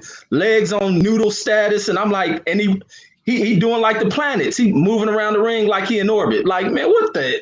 And it was like if my thing was like if he would have settled in and stood there and fight, he had good hand speed. He could have gave you guys some good work. But every time I seen him go in the corner, because I had the volume off, I'm like, I think he about to quit. And then eventually that's what happens. Like he wasn't getting punished. He wasn't getting nothing. But I think something about you guys took away his heart and he didn't want to be in there. But he knew he had to check that clear. But hopefully maybe Mike calls it quits, or he just becomes a gatekeeper against opponents he's not as afraid of. But that's all I've seen, man. Straight fear in the heart of Mike Dallas. Shout out to Ugas, by the way, for his victory. You guys are tuning into Aftermath, February 3rd edition. I'm being joined by Stormy B-Man, Reggie Owens, and G-Funk. Make sure you throw a jab at the like button. If you're listening on archive, make sure you press it. G-Funk, what you think of the fight, man, and what's going on with Dallas Jr.? I mean, he was like anticipating the ref's punches. Like, what's going on?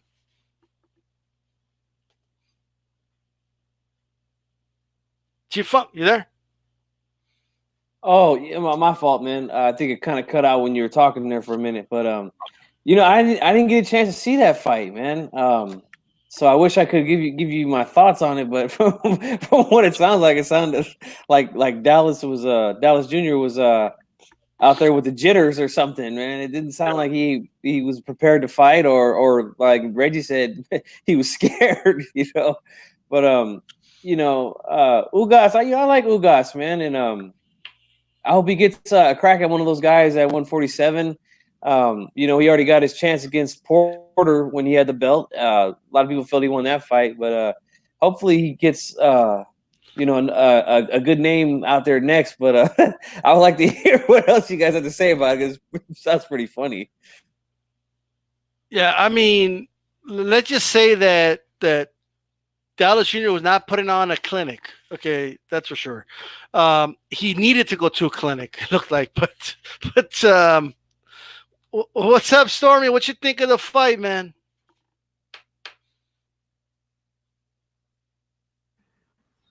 I think you're on mute. Man, listen, the thing about it is, I'm reading the comments and everything. It's so funny, but the guy was in way over his head, man. He was in way over his head. But the funny thing that I noticed about Ugas is not a huge puncher. Even though he's a big, physically strong guy, muscular guy, he's not a hard punch. He's not a devastating puncher in the least.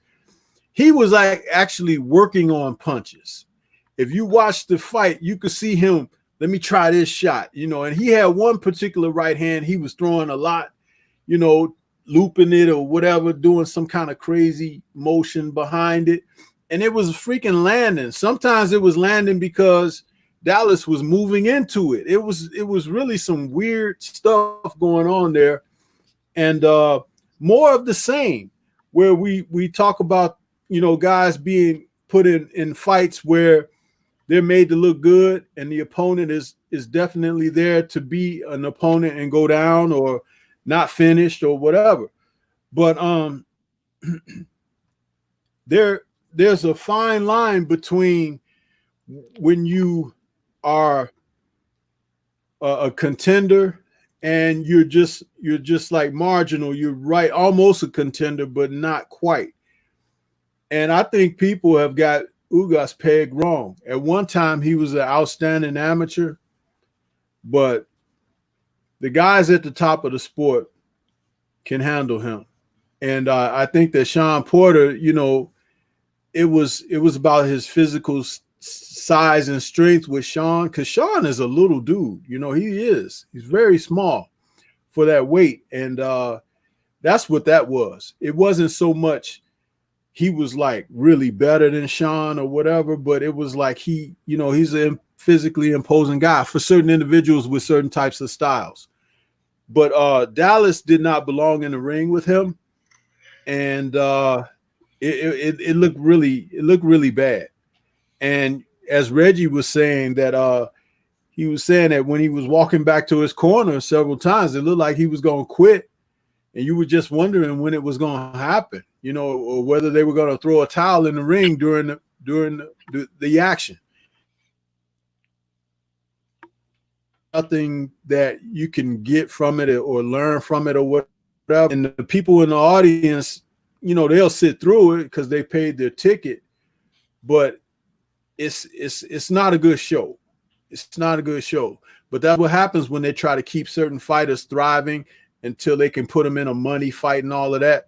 This is why we got to talk about it. We got to talk about stopping that foolishness, make these guys fight each other and everything. There are people out there that are rated that you kind of give them respect because they've been given the rating or whatever, but they haven't earned a damn thing.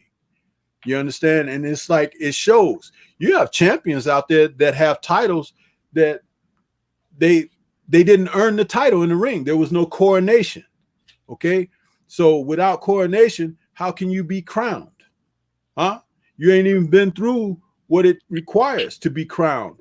And so until these guys stop avoiding each other, acting like magnets turned away from each other, just repelling, and start getting in there, you're going to see more of this foolishness. Cholatito will be fighting Ugas next. Fuck. Okay. But shout out to Kenneth Johnson in the chat, by the way. Well said, Stormy. A lot of great points there. I want to give, before we continue, I want to give a shout out really quick to Drew Titan. He had an interview today. Blood was on there as well with Michael Nunn. So make sure you guys go ahead and check that out on his channel. You can check it out on archive after you finish listening to this show. And also shout out to Stay Ready Boxing. Usually runs a show right before this one. Okay, so you want your Monday boxing fix, make sure you listen to Stay Ready Boxing. You can go ahead and listen to our show as well right afterwards. What's up to Haplotype in the house? It's LA in the house. What's going on, hermano? All right. And also tomorrow, a puncher's chance with Ashy Knuckles does return. So make sure you tune into that. Hispanics Causing Panic. That is a new show with some guy called G-Funk. All right. And it's the same show. We just renamed it. Okay. So Mexican Latino Wednesday, I'm sorry, still lives. Right. Just a new name. Right. And of course, Boxing Conversations with Reggie Owens on Thursday. Make sure you guys tune in for that. All right. And I believe Reggie, I haven't asked Reggie, right? Ugas, what you think, Reggie? Did I ask you already? No, you asked me. Yeah, you asked me. So we don't want to hear you again. All right, I'm just kidding. But look, man, Ugas looked good. Okay, can you guys tell I haven't been on live for a while? Okay, but it's all right. Okay, Ugas, all right, is a really good fighter, man. And a lot of people were like, he couldn't get Dallas out of there. Like he dominated the whole fight, bro. Okay, had this dude scared. Okay, he's strong. Really good boxer, in my opinion. Put a lot of pressure on Dallas Jr. Dallas Jr. didn't look so good because of the guy he had in front of him. Okay, Ugas is just at a whole nother level. This is just my opinion. The Ugas Porter fight could have gone either way, right? I'm not one of those people that say robbery because you can argue the right guy won, but that was close. He beat the piss out of Figueroa, right? So, I mean, this guy's going to be problems for a lot of guys in the division. Crawford needs an opponent. Ugas is right there. So, if you want to fight somebody, you can fight Ugas. Plus, Ugas, he's got a win over Crawford in the amateurs. Like, there's a story there, right? So hopefully they could do that. I don't know, you know what I mean? But shout out to Ugas, and but before we go to the last topic here, you guys have any thoughts on Ugas versus Crawford, and if that's a viable fight for you guys?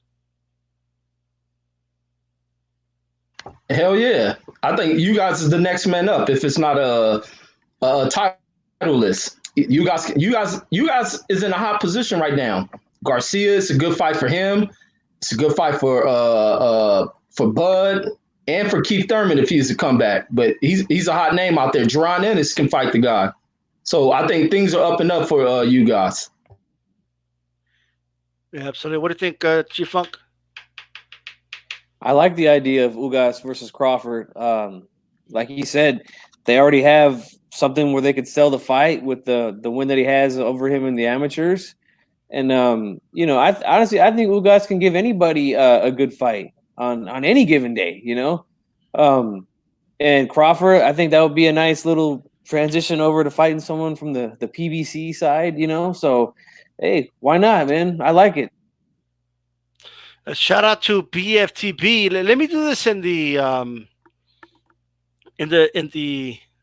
Crawford defender's voice. No, I'm a Crawford fan, but there's a difference. All right, Ugas don't got a belt. Ugas don't sell. Ugas don't look like Arrow. What? Ugas lips are too big. Come on, BFTB. Ugas don't speak enough English. Look, man. Of course, there's going to be all types of reasons, but my counter will just be, it's real simple, right? So you don't have to fight Ugas, right? And it's not so much about having to, but if the argument is he doesn't have an opponent, well, Ugas is right there. Like, I'm sure they can make that happen. Heyman made Ruiz versus Joshua happen last second. Like, they can make the fight happen. It's doable, right? But if people want to argue that there's no fights for Crawford, then I'm just presenting a possible fight right there with Ugas. All these fights can be made. But what about they just don't want to do it? But what about this though? Like, but he fought Mean Machine. Like, call me crazy. I think Ugas is a better fighter than Mean Machine. Personally, that's my opinion. Absolutely, right? Absolutely. But you have any thoughts on that, Stormy? Ugas Crawford as a potential matchup? Absolutely. Ugas and Crawford fought in the amateurs, but that was then. Bud Crawford is a seasoned championship fighter. Bud Crawford will knock Ugas out. You heard it here first. Everybody want to push that man in front of him. That's fine. As long as he has his eye on the prize, that'll all work out just fine. Class tells all. Where was Ugas before Sean Porter fought him? What was he doing? Who was talking about him? Who was like saying that he was championship caliber material? It's all fine. He's fodder. Cannon fodder. Okay? Bud Crawford sleeps Ugas. Sleeps him. Man. I mean, I don't want to go that far myself, but I agree. You asked me my opinion, but I'm telling it to you straight. Class tells all in boxing. It's time for these guys to fight each other. If that's what it will take for him to get the acknowledgement and recognition, he should go ahead and take the fight. I don't have a problem with him fighting Ugas. I don't have a problem with him fighting any of the guys that everybody talking about. They want to see him fight. Like I said, class tells all. There's a few of these guys out there floating around at the top that haven't earned the merit of being a real champion, but they have titles. And that's fine. Let them get in the ring and sort it out. That's what we all want to see, ain't it? At the end of the day, that's what we want to see. But class tells all. let's see. BFTV says I'm pushing Ugas in front of Bud. I'm pushing that dude in traffic right now. Jupiter B says I'm a Bud fan, so I wanted to fight everyone. Same as Spence. He's better option than anyone on TR top rank. Okay. Then Making Fodder says BFTV. Tone Brown says that's a bold opinion. BFTV says I love that opinion. I'll make the fight. I do believe Crawford beats Ugas. I do. However, I do think Ugas is a better fight than the last any fight that he's had at welterweight. So I think it's a fight that could be done. BFTB, I agree with you. Fight Ugas and prove it. I would love to see that fight. I think it's a good fight. And now with G-Funk, they should make all these fights happen. You know what I mean? But at this, everything's about the circumstances and situations. Right now, I would rather just, Crawford fight Ugas than anyone Top Rank has right now. So that's just my opinion on that one. And I actually think Ugas is a tougher fight for Crawford than Danny Garcia. I think Danny Garcia, those punches are too wide for Crawford, bro. I don't even think he ever clips them. All right, but that's my opinion on that. With that said, I know we have some an announcement of it should be announced soon, so it's not official, but it is official, whatever that means. Daniel Dubois versus Joe Joyce. Okay. Reggie, what do you think about this matchup? Because I'll be honest, I didn't think Joe Joyce was going to sign. I'm surprised the fight's going to happen. Yeah, I like it, man. I think Joe Joyce is afraid of this dude. And it just showed the last time they were in the same arena. Joe Joyce went to his last fight to scout him and see how quick he got that guy up out of there. Not only did he get that opponent up out of there, he looked amazing with getting him up out of there, and the power was brutal. And when they were doing the interview following the fight, Joe Joyce is standing on the opposite corner of the ring, which is probably no more than 20 feet away. He was afraid to walk up over there. Joe Joyce's manager had to speak to who was that? Frank Warren and Daniel Dubois. And then Dubois called him for the fight. You had Joe Joyce speaking about taking another fight. So it's almost like his back had to be pushed against the wall to taking this fight. And Dubois even explaining, because they sparred when Dubois was young. And like Dubois stated, I ain't that fighter no more. And I think Dubois can go in there because out of the UK fighters, Dubois is the guy that I'm following. And I think this is the test. I think he's ready. And him proving his point against Joe Joyce, it brings him closer to getting into the party amongst all the big names out here. And I'm ready for Daniel Dubois to showcase it. Now, if he can't get past Joe Joyce, it just puts him back a little bit. But he's so young in the game that this loss wouldn't affect him too bad, depending on how bad he loses to Joe Joyce. But I think he'll go in here and he'll put a clinic in on Joe Joyce. Joyce is too small. At one point, I thought Daniel Dubois was too slow until he fought Gorman.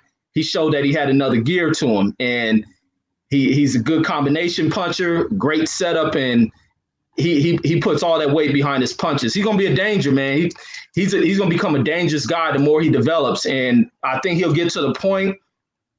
If anybody who I view as being any threat to Deontay Wilder moving forward, it's this kid right here. But I like what I see with Dubois, so I want to see how he proves himself against Joe Joyce. And if he knocks Joyce out, goddamn, there's some danger in this division. By the way, if I'm not mistaken, the belt on Joe Joyce is the Commonwealth belt, right? The one on his left shoulder. Is that what that is? It looked like an IBF. I'm not sure. Probably. I think that other one. Oh, the fruity one. Yeah, you're right. Right. The fruity one. Farouk and G, I appreciate the support. Says this fight's going to be interesting. I appreciate the support, man. Man, they should rename that belt, bro. Like the, the. Got any ideas? Like, what is this? The LGBT belt? Like, what's going on over here? Like, what's with the rainbow? I just want to know, bro. Like, what? A lot of the fighters over there act suspect. Is this the Hey, a lot of them UK fighters act suspect. Yeah, it is, man. It is. I don't know, man. Yeah, you see, it's a lot of homosexuality in them boxes over there. It might represent it. All right, well, this video's, I can tell you right now, since I brought up this topic, this video's not going to get monetized. That's okay. Okay? This boxing No, I don't believe that. But either way, but it does, the LGBT belt, nothing wrong with that. You guys got to be open-minded, and they have rights too. Okay, Joe Joyce has rights. Okay, so, I'm just saying. But G-Funk, what do you think, bro? About this fight, man, and the LGBT belt being on the line, apparently. Well, I won't speak too much on the LGBT QRST, whatever it is nowadays, belt. I don't want to get your video in any more trouble than it probably already is in, but I think Dubois gets this guy out of there, man. I really do. I'm excited for this kid, and I like what I see out of him. I think he gets Joyce out of there, man. Just kind of like Reggie said, man. I agree with just about everything Reggie had to say about it. But we still have to see the fight, man. We just never know. We're never 100% sure. But if I'm a betting man, I'm betting on Dubois to take the I don't know what that belt is over there on the other side, but the LGBTQ belt. I think he's going to take it off his shoulders, man. Yeah, of course. I'm just joking, YouTube. Okay, I'm just joking. Okay, once again, shout out to Afro Rican G, bro, and I appreciate the support. One of the top and long-time subscribers to my channel. I do appreciate the support always. The Alphabet Belt is Kenneth Johnson. Joy's wearing Punk Uggs to the ring, says BFTP. Man, look, my prediction, Joyce is going to get knocked the fuck out, bro. Okay? I don't know if he's going to fall face first or flat on his back. I don't know. But it's going to be one or the other. Okay? But, Stormy, you see it any differently?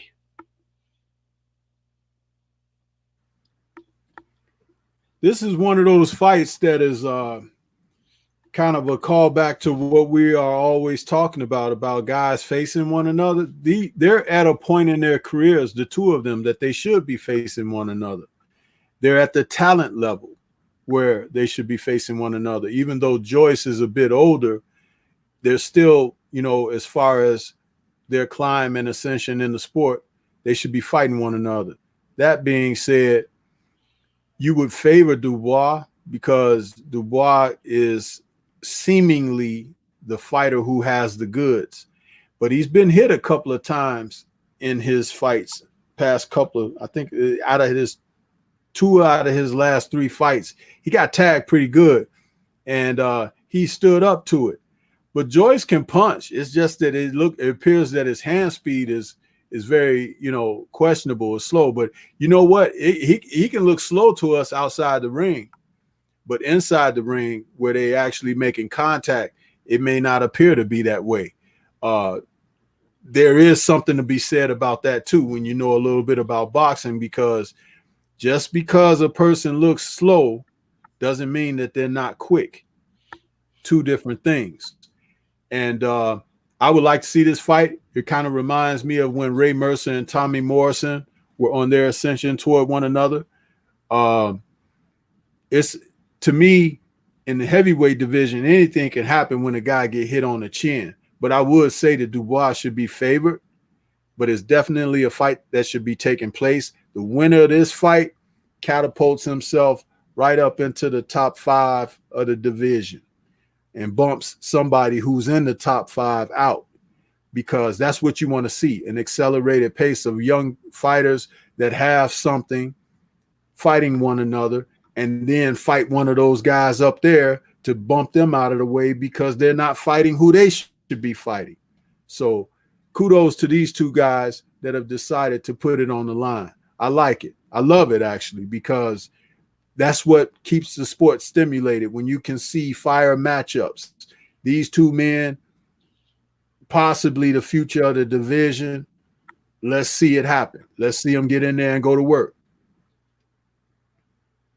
Absolutely. And like Floyd Mayweather Sr. says, it's all about timing anyway. And G-Funk, I think you already talked about this fight, right? Yeah, I did. Yeah. All right. Well, that one is that. Real quick, guys. Dillian White is going to be fighting Alexander Povetkin by the looks of it. Now, just a reminder that Alexander Povetkin is basically 40 years old. And Dillian White said he wasn't going to fight dudes that are 40 years or older because they're too old. Okay? So Ortiz is too old, but Alexander Povetkin is just the right age. I don't understand. You know? Reggie, what are your thoughts, man? Dillian White, full of ish, goddamn liar. He's everything everybody's calling him, and what he's trying to do is he's trying to play the safe game because he's kind of in this holding pattern of what is he? The number one? He's a mandatory for Wilder, but that mandatory doesn't happen until next year. So he's going to take these easiest routes, the safest routes, to remain undefeated, so that way he's not knocked out that position because he's crying about 600 days and all this other stuff. Him taking who was that? Luis Ortiz fight puts him in a very bad spot and almost knocks him off for sure. Fighting Andy Ruiz knocks him off that position for sure. But taking these 40-year-old aged out guys is where he finds his safest routes, and routes that he can he think he can play to fans without knowledge that, oh, he's fighting this name guy, but people see right through that ish, and he's lost. He's going to face a little bit of backlash behind that, and it's going to force him into having to take tougher fights. Or you may see this dude doing what you see some fighters do with being inactive, taking this fight and waiting to the year end or some crap like that. Because what are we in February?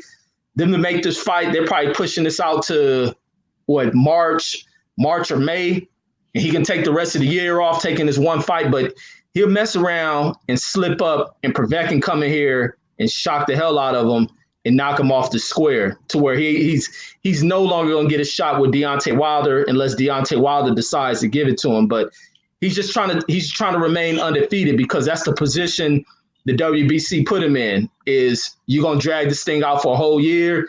Good, best of luck to you. And he's trying to fight cats who he ducked out. What's that cat?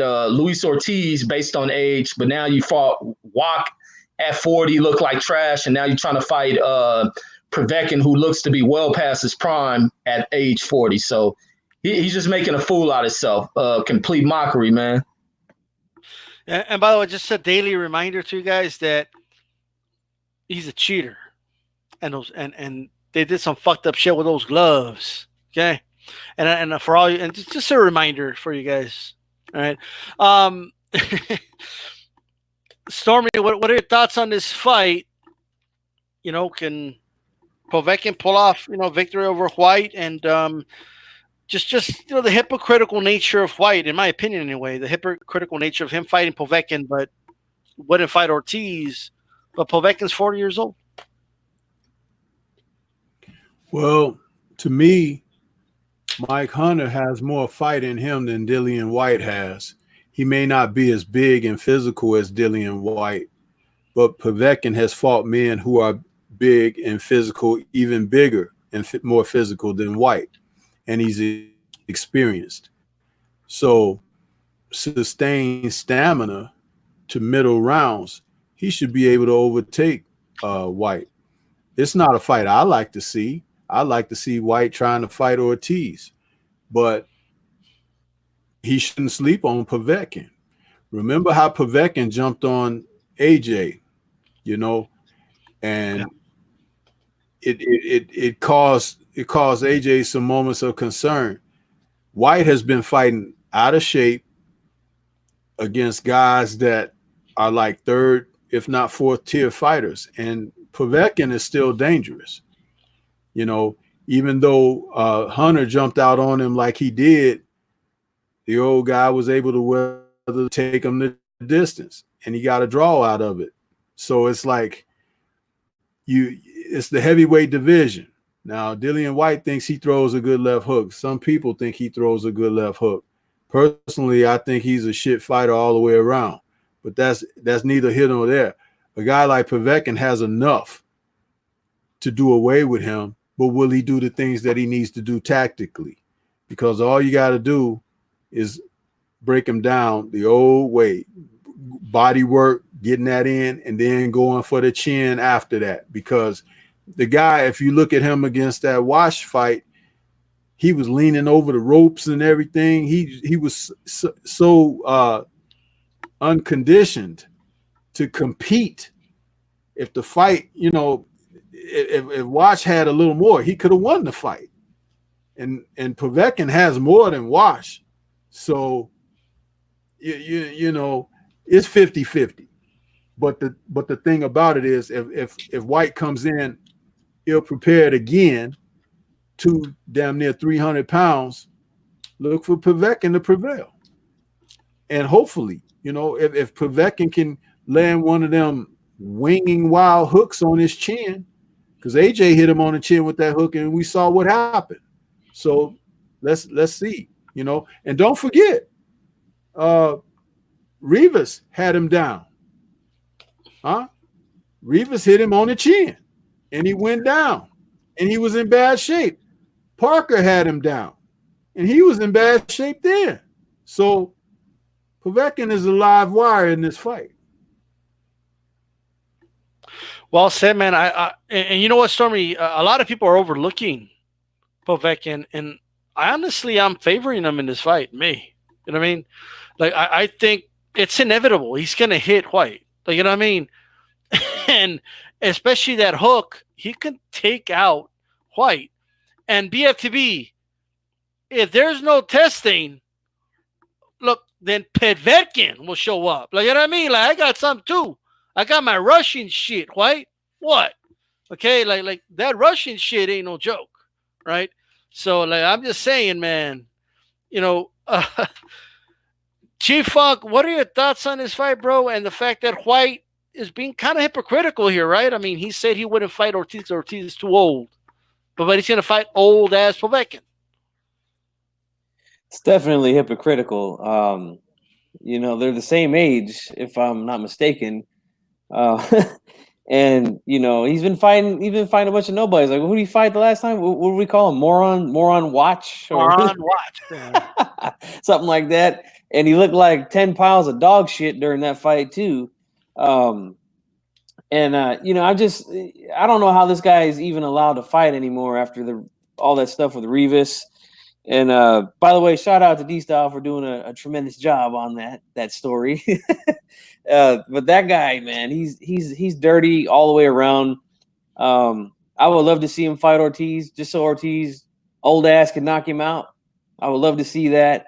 And but you know what, Povetkin, for being up there in age, he's the guy who's kind of came up short against the top tier guys at heavyweight in recent years.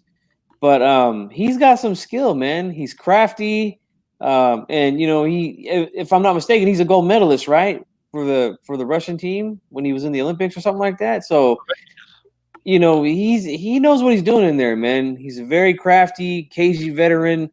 And, he didn't look so bad against the young kid Hunter in his last fight. I thought that was a really close fight.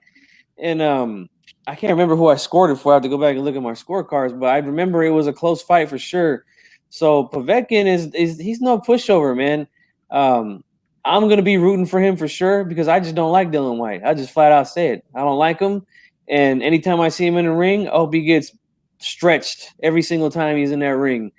So I'm going for Povetkin, but it's definitely hypocritical for this guy to say, he's not going to fight Ortiz because he's old, but he want to fight this guy, and they're the same age. Ridiculous. Yep. Well said, man. It's going to be interesting to see what happens, and poetic in a way if he does get knocked out by Povetkin. You know what I mean? Like pet on pet crime. Like, you know what I mean? It'll happen. I'm telling you.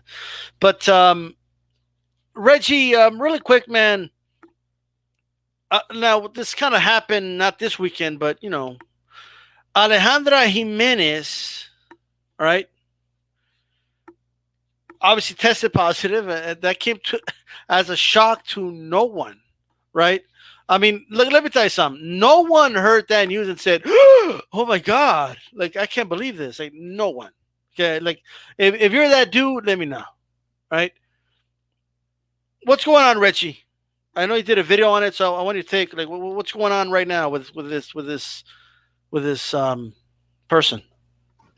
Oh yeah, the WBL has put out a 10-day order for her to respond with proof of proof behind what led to her popping up hot on this VADA test. So she has to come up with critical evidence of 10 contamination. days?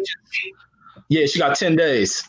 And that's part of their it's part of their rules whenever they send out this letter of cause is what I was reading. So she has the 10 days beginning from the 29th until when she hits that point. If they haven't respond by then, she's possibly, I think they're going to strip her of that title, and there's no recourse to trying to dispute that. And they can put a ban from their rankings that lasts no less than 2 years. So a minimum of 2 years. And we still haven't heard anything. So it's where's she going to prove herself, and where's her coming back with that? Her whole team and everyone surrounding them have been very quiet. They haven't been responding to anything. So she's as guilty as I don't know what. And it was funny because I think G-Funk, you were the one that when the fight came on, you was like, man, look at these two he-she's or something fighting. And when I turned to it, I'm like, damn, this dude like a man. So I'm thinking it's one of the they had that. I thought you were talking about the woman who's fighting as a boxer because she's a Golden Boy fighter. And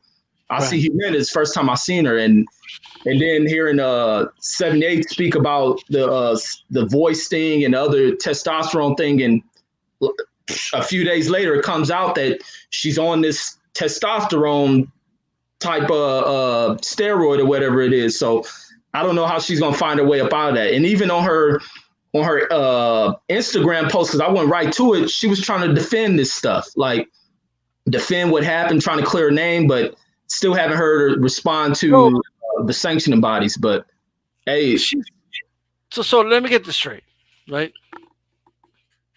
Like she popped dirty. What was it, last week or the week before? I'm trying to remember. No, I think it's been about 2 weeks. 2 weeks. So 2 weeks ago, she popped dirty, right? 14 days later, they go, you got 10 days to come up with like an excuse and an explanation. Okay. So they're giving this individual, okay, 24 days since she popped dirty to come up with an explanation. Like, are you kidding me? That's basically saying like, hey, just come up with a story. You know what I mean? Like it doesn't take 10 days to just say I ate contaminated meat. Okay? Like it only takes. Can you time it, Reggie? Time it. Are you ready? What's that? Just time the sentence. Go ahead. I ate contaminated meat. All right. How long was that? 4 seconds. Right. You don't need 10 days to come up with a bullshit excuse. Right? This is some horseshit. Now, I don't know. Like they're going to give her time to talk to people. You could say this. And what did you pop dirty with? Oh, okay. Well, we'll say you did this and that. And they're going to come up with the biggest fucking crock of shit imaginable. Right? Now, y'all, that's a man. Stop the BS says BFTB. G-Funk, you're nodding your head. What's going on? That's definitely a man. I mean, I'm sorry. I have my issues. She's got like a stronger jawline than me, bro. Look at this shit. I mean, her face looks chiseled, like someone picked up a rock and just chiseled it. Like that's a strong chin right like there. That, you know that statue Michelangelo made.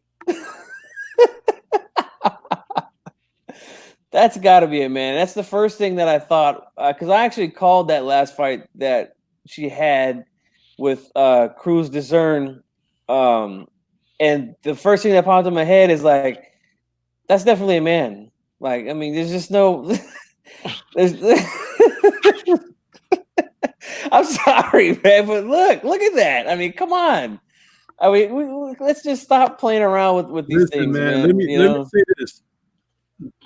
Let me say this, and I'll try to keep it respectful within the parameters of what we can say without getting these styles stream in trouble or whatever. But this is something that you have to consider to play toward your better senses. Okay, in the times that we're living in, they want to cross the line with a lot of different things. But your sensibilities, what you were given with as gifts born into this world, allow you to see things sincerely, to see what's real and what's not. What they're trying to pass off is not real.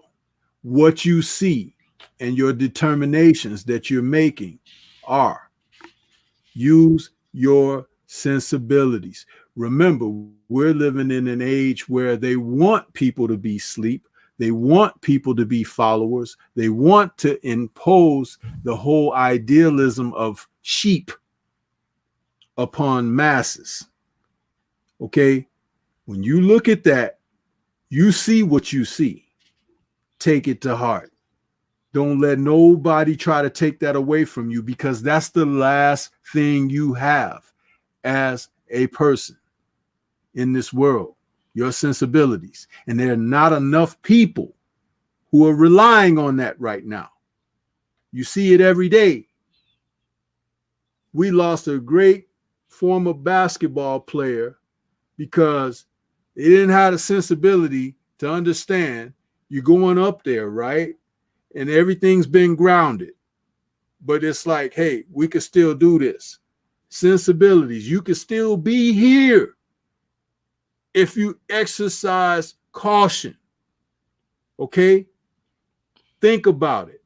When you put your mind to rest, I saw a young kid once. This was about 30 years ago. We were in the lobby of a building. It was Halloween night. A man came dressed as a woman. He was dressed up as a nurse.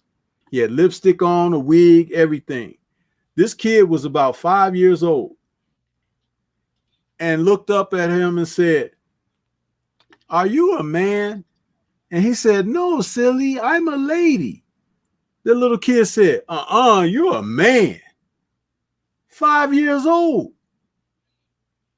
Cross-dressing man on going out on Halloween night. 5 years old. Okay? 5 years old. So Eddie Murphy, Teddy Pendergrass, Stedman Graham, all them guys, they know who they were getting down with, who they were getting in the car with, going down the road and everything. Teddy Pendergrass lost his mobility out there, fooling around. Use your sensibilities, people. Use your sensibilities. That's all I'm trying to say. You look at what you see, you know what it is. Don't let them try to fool you. You know, this is what I'll say. Okay. When myself, along with others, were saying it's kind of suspect. For sure, she's got testosterone. Oh no, what are you talking about? You can't just tell. Well, obviously, she just got busted for it. You know what I mean? Like, obviously, like, she didn't pass the test. Okay. And then the WBC comes out and starts saying, "Oh, this is, how dare you say this and that?" And there's a little too much like, they're going a little too far to protect this individual. Given the fact that this individual is not generating any money for them. Okay, it's not a big star or a name. Okay, I find that extremely fishy. You know what I mean? Like there's something like extremely fishy about that, and I find the fact that there's record of this individual fighting men in Mexico early on, in when this individual was an amateur. I find that highly suspicious. And for people that say, "Oh, but what about not throwing punches like a man?" Well, I mean, when they're pumping estrogen in you and taking out your testosterone, well, that happens. Like it's that's not a shocker to me, right? But this is not cool, right? It just isn't. Like it's not fair to women, right? It just isn't. That's all I'm going to say about that, right? Now, if it comes out and it's proven that she's a woman, I'll come out and I'll apologize. I just don't like. I have to be honest. I don't think that's a woman. You know what I mean? Like it's just my honest take. It's just like I'm just saying. Yeah, this shit getting deep. God. I agree, D Style. I think it's ridiculous that nowadays we have to change basic biology just to make somebody feel a certain way. You know, like this is. I mean, it's really obvious, man. And I'll be right there with you. If it comes out and there's substantial evidence that she's a biological woman, I will apologize. And they keep saying know? she's got kids. First, they haven't even put the kids out there saying, "Hey, that's my mom." I haven't seen that. Okay, you would think by now they would have done that. Okay, they would have done like a convention with her kids, and now that would improve everything. By the way, okay, I know individuals that say that they're a woman or I'm sorry, that they're a man, and that they also say they gave birth to babies. That's all I'm going to say. You know what I mean? Like it's what do you identify with isn't the reality when it comes to combat sports, guys. It's one thing if you want to do your thing in your own personal life and all that, but when you come to boxing and you're doing this, let me just be extremely.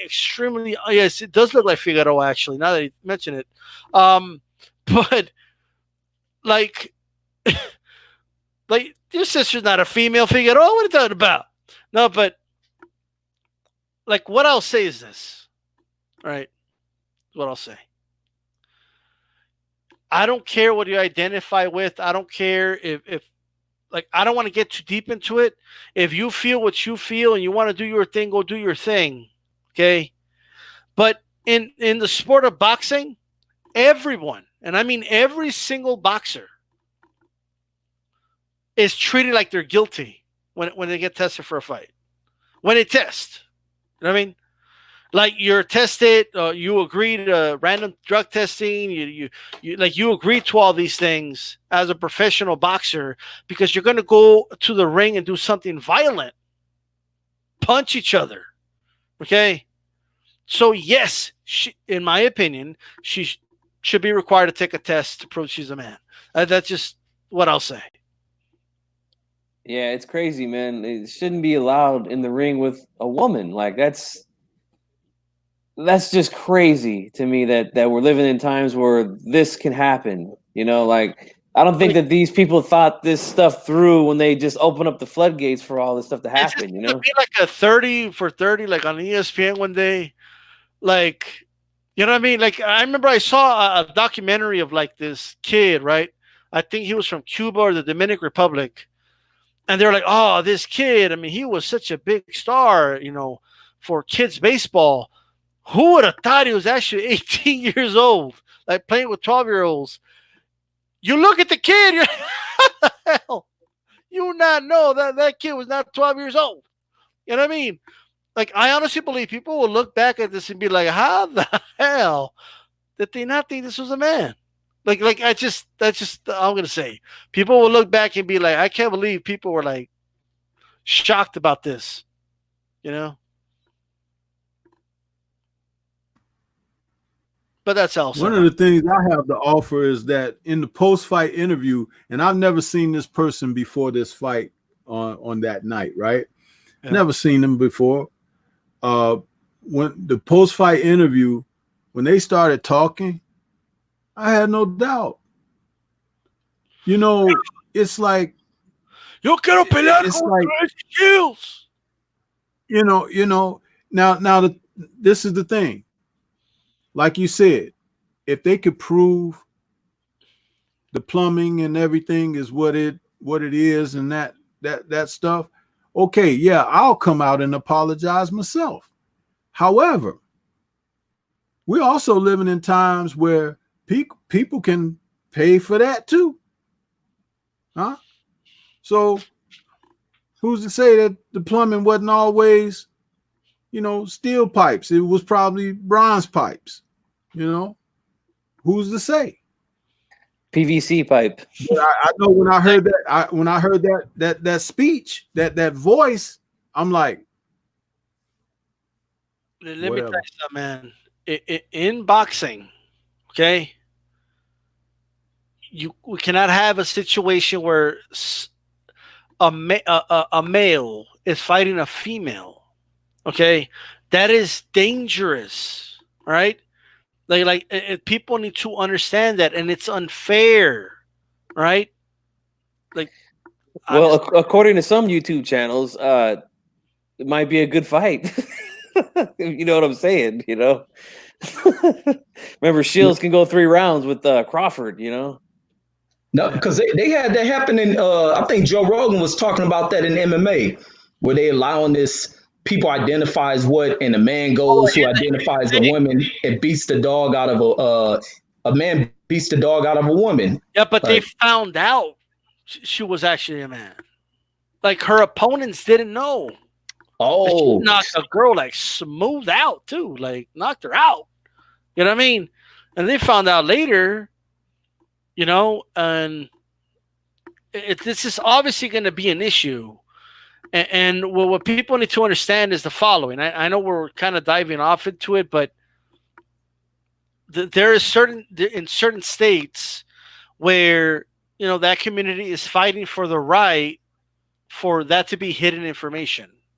Like, if I feel I'm a man or a woman, then no one needs to know that I did a transformation, because that's how I feel. I want to be what I feel I am, or whatever it is. Okay, dude, you can do whatever the fuck you want. Honestly, I don't give a shit what people do in their own personal life, right? But you don't get to go fight the women all of a sudden. You know what I mean? It's just not. I'm not for that, right? But those are my thoughts on that. Go ahead, Stormy. Any of you guys here a fan of the Matrix films? Oh yeah. Nah. I've seen it, but nah. Did you guys know that the Wachowski brothers that made the Matrix films are no longer the Wachowski brothers? They're the Wachowski sisters now. Did not know that. No. Both of them. They have transitioned. Yeah. And guess what? When you look at them, they don't even look like they used to look as the Wachowski brothers. Not at all. And when I found out that was what happened with them, it was shortly after the third Matrix film was finishing up.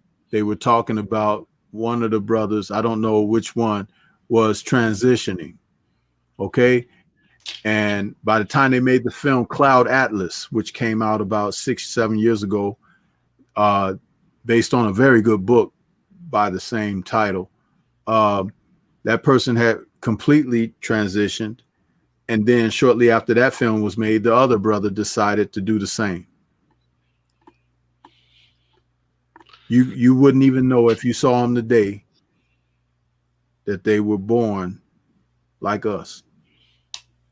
Well, they really wasn't, because of what they did to themselves. But that's a whole nother story right there. But that's the walk that they have taken. And with this situation right here, all it will require is for someone to get really injured and then have an investigation opened up, then you would have to see the corruption going through those that have supported this and allowed this to manifest and get to this point, you know, and maybe that's what it's going to take. Well, hopefully it doesn't have to get to that point, but I do agree. I mean, at the end of the day, like that MMA fighter that was allowed to fight women. Could you imagine if it was possible? Imagine he would have killed one of those women. Like one of them was like a brutal knockout too. It was crazy. You know, so like that's that's just my opinion. You know what I mean? Like it's gonna. I mean, I can't believe I'm saying this, but they're gonna have to do like gender tests now for combat sports. Because this is not a game what we're doing over here. You know, boxing is a very serious sport. Deaths happen. You know, so got to do what we got to do. John says, I got my DADT training in Afghanistan. I kept asking about me having females in my room. If two homosexuals can live in the same barracks room, it's only fair. Well, okay. I mean, I guess so. Look, at the end of the day, all right, just take the test, and that's that.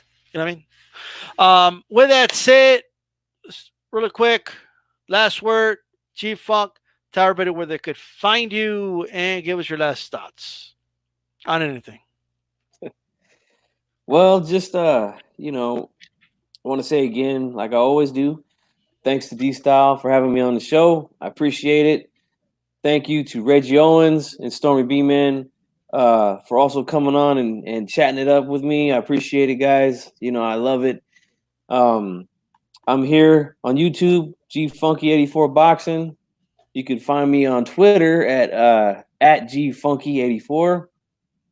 And, just looking forward to more fights coming up soon and doing more shows. But it was good to be back with you guys, man. I know we took a little bit of a break, but it was good to see you guys again and do a show with you guys. And, make sure you subscribe to everybody here. Shout out to everybody who dropped in the super chat, everybody who hit the like button. If you haven't hit the like button yet, make sure you hit it. And that's it, man. There you go. Make sure you throw a jab at the like button, right across at the subscribe and that uppercut. Okay, at the bell button. That way you're notified every time D-Style Boxing comes on live. And yes, we are back, ladies and gentlemen. Stormy, tell everybody where they can find you and any final thoughts. Everybody can find me right here on YouTube at the Stormy B-Man channel. It's been a great stream. I enjoy being on here with you brothers. It's always great to talk it up, sport. D-Style, thank you for inviting me back. G-Funk and Reggie Owens, I appreciate what you guys have to offer. I always like, be on here. And we always seem to find something that we can find laughter in and everything. So that's always nice too. We don't have to keep it so serious, but that's always welcoming when you can laugh a little bit. My final thoughts, man, I'm excited about this Dubois and Joyce fight because again, I can't state it enough how it reminds me of an era not long ago when those type of guys would come in and face each other. And it doesn't seem to be like it's been forced. You had Joyce scouting Dubois. You had Dubois out there talking about him and things like that. And even though they're on the other side of the pond, we don't hear as much about them as if they might have been over here, which even makes it better because there was a time I can recall when Lennox Lewis was coming up and he was that hot young guy and Frank Bruno was over there and, they were like, oh, these two guys should get together. And they did. And it was a great fight between the two of them. Anybody have a chance to see that fight, Frank Bruno and Lennox Lewis? It was a great fight. with Lewis prevailing, but it also catapulted him into a place in boxing where people considered him a legitimate threat, because Bruno had only lost to class fighters at the top of the division and champions. So it set up things. And you heard me mention the fight between Tommy Morrison and Ray Mercer, which they were more like these two guys closer at those particular points in their career where someone was going to have to move forward and become the young guy that may have his eye on a title shot and everything like that. So it's very exciting, because as the heavyweight division goes in boxing, usually the rest of boxing falls in line. So when you can see this happening at the top of the divisions, like heavyweight, you can only get inspired and get excited about what could be on the cusp. So that's what I have to say. And salute to everybody that was out there in the chat. And I'll catch you guys on the next one. Absolutely, man. And Reggie Owens, any final thoughts, and tell everyone where they can find you? Yeah, man. Great show, man. Great first show back too, man. I enjoyed the hell out of it. You guys can catch me at Boxing Conversations with Reggie Owens. I tried Twitter, but then I start seeing naked girls on Twitter, so I don't post nothing. I just watch naked girls on Twitter. So on Instagram, I'm on Instagram, really just posting comedic shit. My Instagram, Reggie76544. But you won't catch me posting nothing at Instagram because I'm a pervert over there. So that's all I got. First of all, okay, my girl listening, and G-Funk's wife, and Stormy's wife, like all that. That's not true about Twitter, okay? Okay, but you catch me on Twitter at D-Style Boxing, right? Twitter is who you follow, Reggie. Okay, that's who it is. But anyway, catch me at D-Style Boxing.